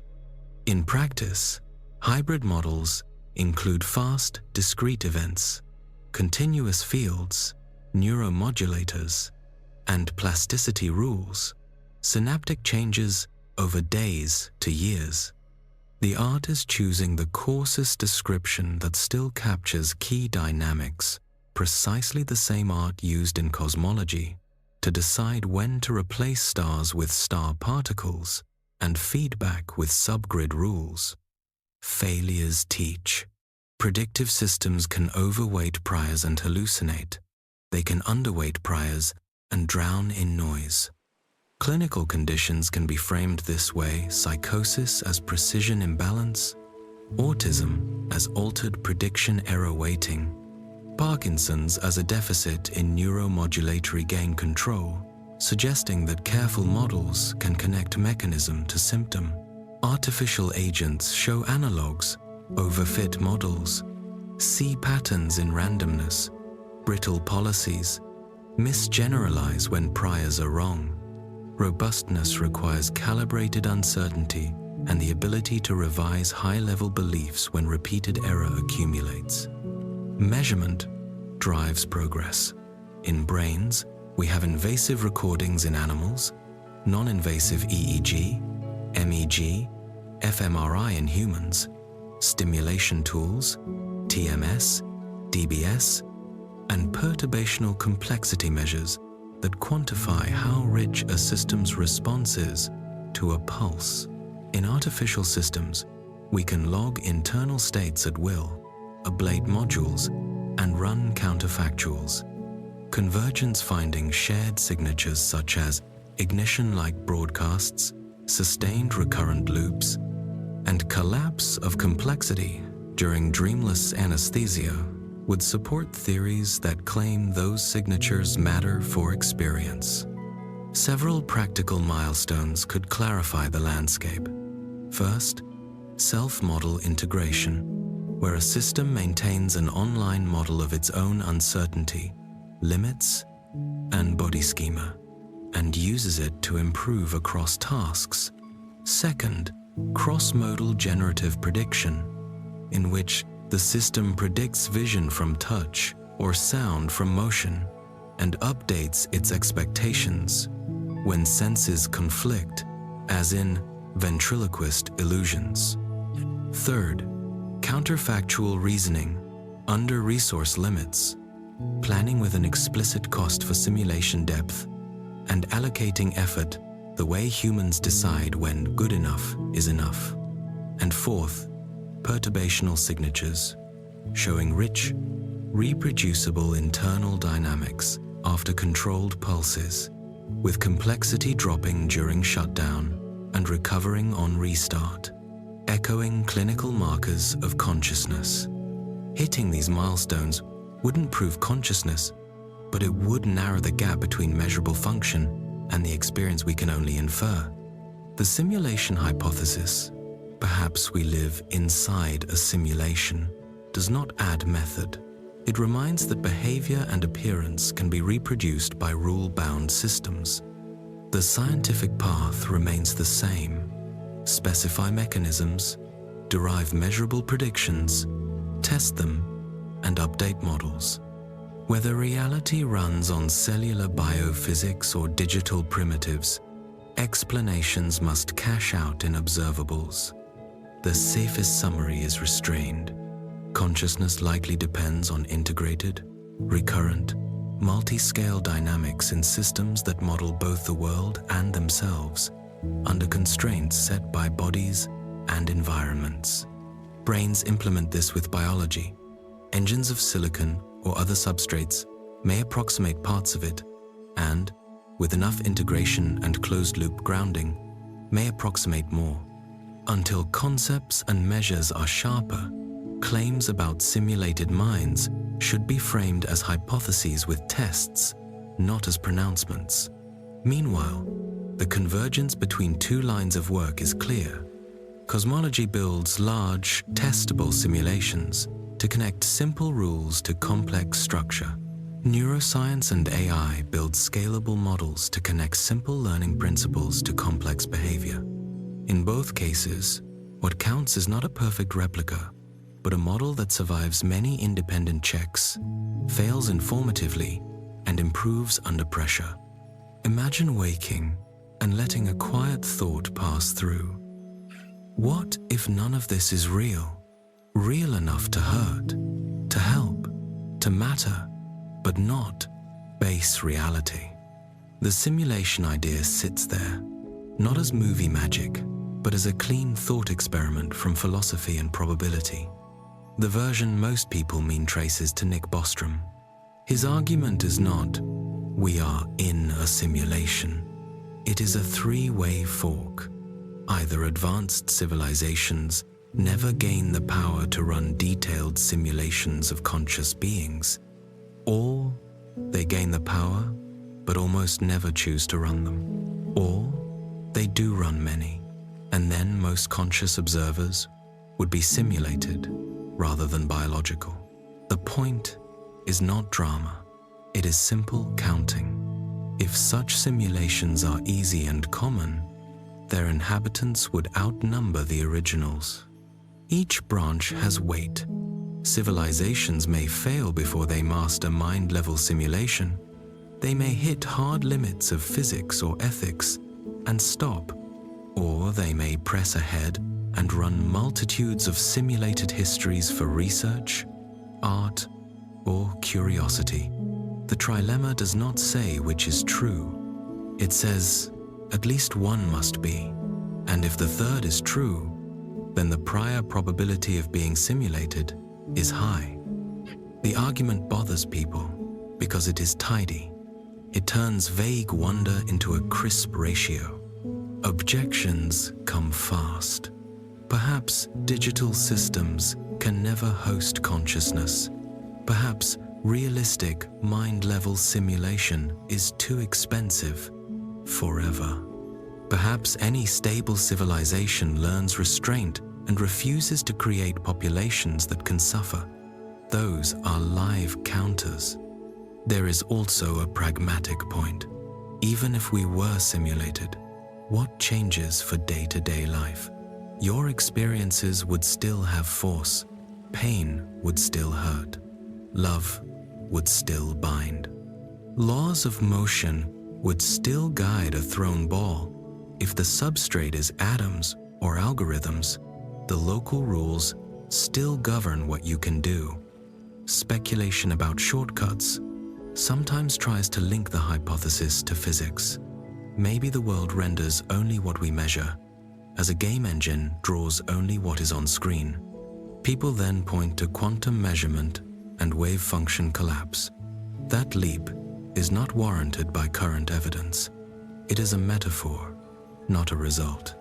Proposals to test simulated reality look for telltale limits, grids in cosmic rays, fixed precision in constants, digital artifacts in background noise. So far, nothing like that has held up. The universe behaves with smooth regularities across scales, and where it is grainy, the graininess has its own physics. The ethical edge is clearer. If simulations at mind level become possible, our choices will matter. Creating a billion subjects that can feel would carry responsibilities. Turning them off lightly would carry moral cost. Even before that, as complex AI systems grow more autonomous and self-modeling, the burden will be to err on the side of care, not because we have proved machine consciousness, but because the risks of needless harm are real if we are wrong. Step back to the ground where science is strongest, using simulations as tools. A simulation is not a mirror of reality. It is a model that lets us ask better questions. The most useful runs do not always succeed. They fail in instructive ways. When galaxy disks in early codes came out too puffy, the failure pointed to missing feedback from stars and black holes. When cluster gas cooled too quickly, the failure pointed to the need for central heating by active galactic nuclei. When satellite counts disagreed, the failure split attention between survey incompleteness and physics in tiny halos. Each gap narrowed a search. This is the deep value. Simulations turn ignorance into shape. If a spiral arm shears off in code but not in the sky, we can trace the cause through parameters and modules. If winds blow out too much gas, we can alter coupling and resolution, then run again. Because the model is explicit, it lets us perform counterfactuals that the real universe does not allow. We can turn off gravity. We can double the speed of light. We can change the power in small-scale fluctuations. Nothing breaks. We simply see what follows, and the comparison to data says which world we live in. Emergent behavior earns trust. Nobody hard codes spiral arms, thin cold streams, or tidal tails. They appear when the rules and starting conditions are right. When unplanned features match what telescopes later find, confidence grows that the mechanism is sound. Confidence is not certainty. The same result can sometimes be produced for different reasons, which is why teams compare many statistics at once: sizes, colors, kinematics, clustering, gas phases, metal lines, lensing signals, timing of reionization. Success across many axes is harder to fake. Humility anchors this work. Every model is a compromise between fidelity and feasibility. Subgrid rules stand in for processes below resolution: star formation in molecular clouds, supernova remnants, black hole accretion disks. Those rules have parameters tuned to data within allowed ranges. If a run matches one trend but breaks three others, the win is not real. If the match holds as resolution improves and as new surveys arrive, trust rises. The culture around modern simulations reflects this. Codes are shared. Initial conditions are published. Catalogs and mock surveys are released for others to test with their own tools. The communication side matters too. A clean visual of structure formation can carry more intuition in seconds than a page of equations. Seeing filaments stretch and nodes thicken helps more people grasp how gravity and cooling carve the sky. That is not trivial. Curiosity is the fuel of the whole enterprise. The future of simulation is about scale, method, and partnership with learning systems. Scale is simple: larger volumes, finer detail, longer runs, more physics. Methods are changing: moving meshes, adaptive grids, particle mesh hybrids, better radiation transport, better magnetohydrodynamics, multi-phase gas models. Partnership is the shift already underway. Machine learning is helping in three places: emulation, subgrid learning, and discovery. Emulators replace expensive computations with learned surrogates. A neural network trained on a set of exact calculations can predict similar outputs orders of magnitude faster. In cosmology, emulators already map parameters to power spectra and halo statistics, making parameter inference much quicker. Subgrid learning replaces hand-built recipes with functions learned from small, high-resolution patches. Train on local star-forming regions with full physics. Deploy the learned rule inside a big cosmology run. If done carefully with physical constraints and uncertainty estimates, this can cut bias and flag when the rule is being asked to extrapolate. Discovery is the most open-ended. Unsupervised methods can sift huge outputs to find rare patterns, odd halo shapes, unusual merger trees, strange gas phases. Representation learning can compress snapshots into latent spaces where families of structures cluster, helping humans scan possibilities quickly. These tools do not replace physics. They guide attention and accelerate the loop. Propose, test, revise. Generative models add a parallel path. Build statistical twins of the universe. synthetic skies that match observed distributions but are created without full physics to test pipelines and estimate errors. These are not substitutes for mechanistic runs. They are workhorses for calibrating surveys and stress testing analyses. Used together, mechanistic and generative models make it easier to spot where a claimed signal is an instrument artifact, a selection effect, or a genuine feature. Quantum simulation opens a different door. Classical computers struggle with many-body quantum systems because complexity grows explosively. Quantum devices, even small and noisy, can sometimes map a quantum system to another quantum system and evolve it directly. As hardware improves, that may let physicists probe regimes that are now mostly equations on paper, early universe fields, strongly coupled plasmas, exotic phases of matter. No promises yet. It is early, but the logic is sound. Use the right substrate for the job. Interfaces are changing as well. Researchers now walk through data in virtual or augmented reality, trace magnetic loops by hand, or pick out substructures by eye in ways that are hard to do in flat plots. The gain is not spectacle, it is cognition. Pattern recognition improves when the body is involved. Teams spot alignments and flows they might miss in tables. Open practice will matter more as the field grows. The largest runs already span continents and require shared supercomputers. Making code open and results reproducible speeds progress and builds trust. It also brings more minds to the work, statisticians who spot biases, computer scientists who optimize kernels, observers who design sharper tests.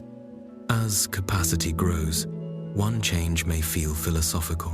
For centuries, science followed a simple story. Theory first, then prediction, then test. With large simulations and learning-guided exploration, sometimes we will see behavior first, then ask why. That is not a break with method, it is a different entry point. What matters is that the behavior lead to hypotheses that survive contact with data and that the process remains transparent and testable. The end of the story is not a tidy claim about what is really real. The simulation argument may remain a lens, not a verdict. What matters for our work is closer to hand. Simulations of galaxies, of climate, of epidemics, of brains are instruments. They extend thought the way telescopes extend sight. They fail, and in failing, they aim us. They succeed, and in succeeding, they set the next question. They build bridges from small rules to large forms and give us places to test ideas when the world is too slow, too fast, too large, or too dangerous to use directly. If, someday, a simulation helps us understand how to keep a climate stable, how to cool a city, how to route a storm surge, how to shape a policy that avoids harm, its worth is obvious. If another shows how galaxies age, how winds cycle metals, how black holes govern clusters, it will deepen our sense of place. And if a future system learns enough structure from data to suggest a new law that holds up in the sky or in the lab, then the tool will have become a partner. Some morning, someone will start a run that links tiny star-forming clouds to the growth of clusters in one continuous model, with radiation, magnetism, chemistry, and feedback all interacting across scales. A learning module will monitor errors, adjust subgrid rules within safe bounds, and say when it is outside its training. The outputs will flow not as a single image, but as a living archive. Anyone can query and cross-check. When that happens, it will not answer every question. it will make many more precise. That is the point. A simulation that never surprises is not worth running. A simulation that surprises within the laws we know is a step toward understanding. Whether our world is base or borrowed, the work is the same. Measure carefully, model clearly, compare honestly, revise when wrong, share what you learn. The universe, as far as we can tell, rewards that kind of stubborn clarity. And the models we build of galaxies and weather, of economies and brains, reward it, too, by showing where our current picture bends and where it breaks and where it might, with patience, come into focus. When we step back from the screen, the larger lesson is steady and practical. A simulation is a tool for thinking. It lets us make a small, clear version of a large, messy world and see how ideas behave when they meet rules. It cannot replace the sky or the lab, but it sits beside them as an equal partner. Observation shows us what is there. Theory tells us what should happen. Simulation asks, if both are true, do they agree when we press play? When they do, trust grows. When they do not, we learn where to look. This way of working has changed how science moves.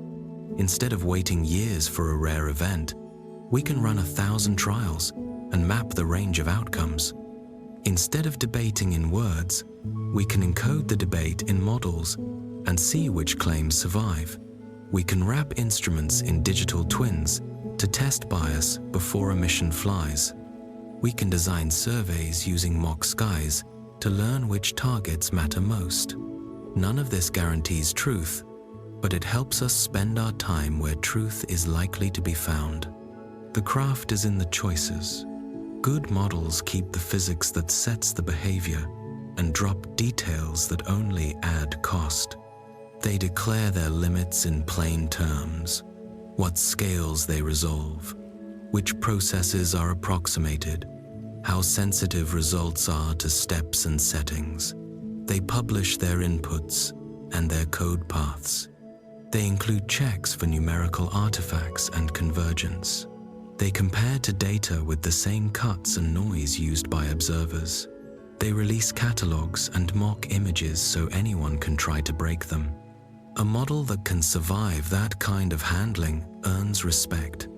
The best results are shared, not hoarded. Big runs now involve teams, spread across institutes and countries. Code lives in public repos. Changes are reviewed. Benchmarks are agreed upon. This makes the work slower in the moment and faster in the long run. It prevents private myths from hardening into public facts. It also brings different skills to the table.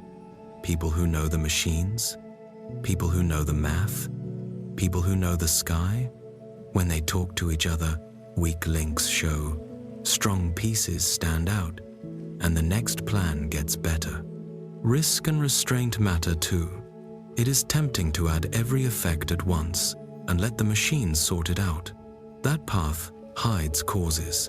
The useful habit is to add one ingredient at a time and track what it changes. If a new rule moves the size-mass relation, note it.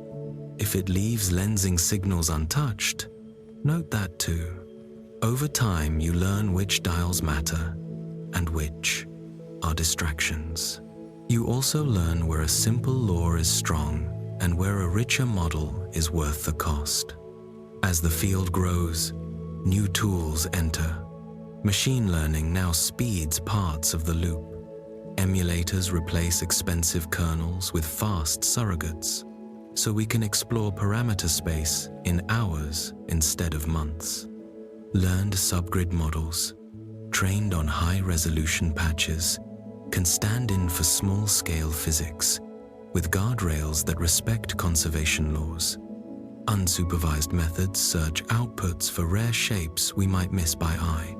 These do not replace physics. They make the physics we already trust reach farther and run faster, and they flag when we are outside safe ground. On the horizon are hybrid efforts that link many scales in one pass. A single run could track star-forming clouds and cluster atmospheres together, with radiation and magnetism handled across the full range. That kind of model would not be everything at once. It would still be a map with a legend, but it would close more loops. How small bursts build large winds, how group environments change disk growth, how hot gas sets the fate of galaxies. The outputs would not just be pictures. They would be living archives you could query. Ask for all halos with a given history, all filaments with a given temperature, all disks with a given thickness, and get answers that line up with what telescopes can check. The link to other fields is getting stronger. Climate models use similar ideas to couple air, ocean, ice, and land. Epidemiology uses agent-based models to test policy without harm. Power grids, traffic flows, crops under heat stress.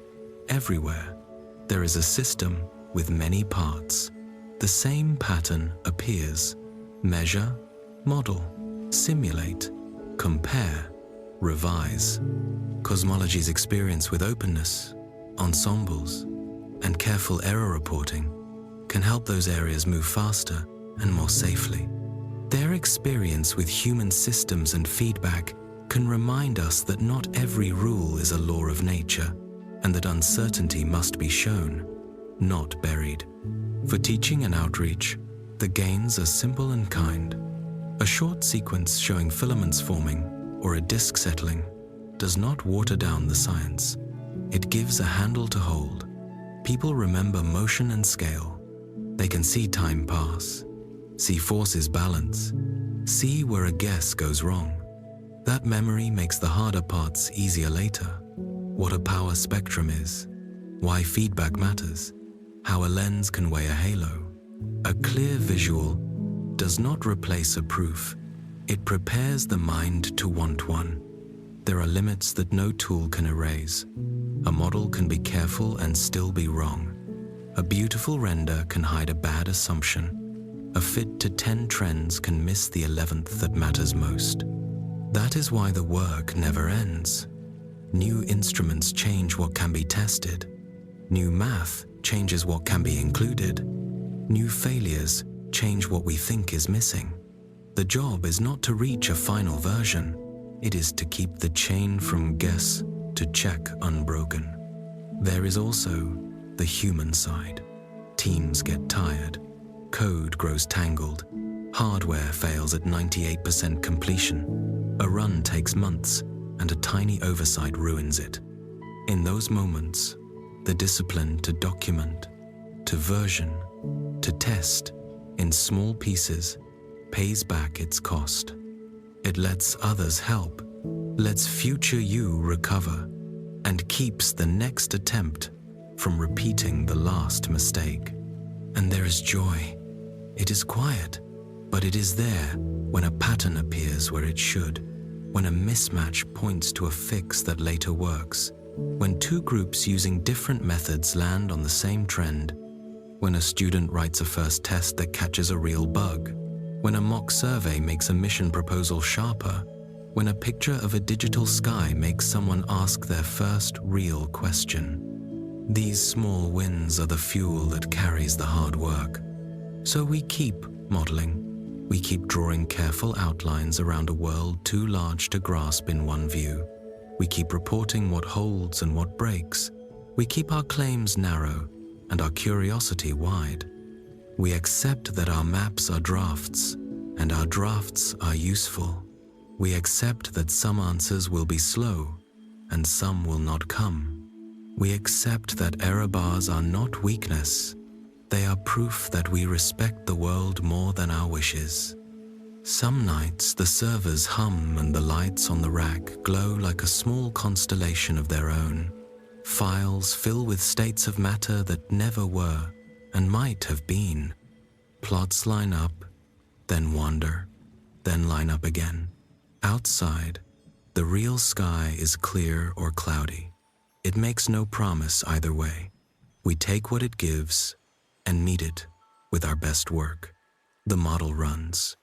We watch, we learn, and gently we set it to run once more, a little truer than before, and let the picture fade to quiet.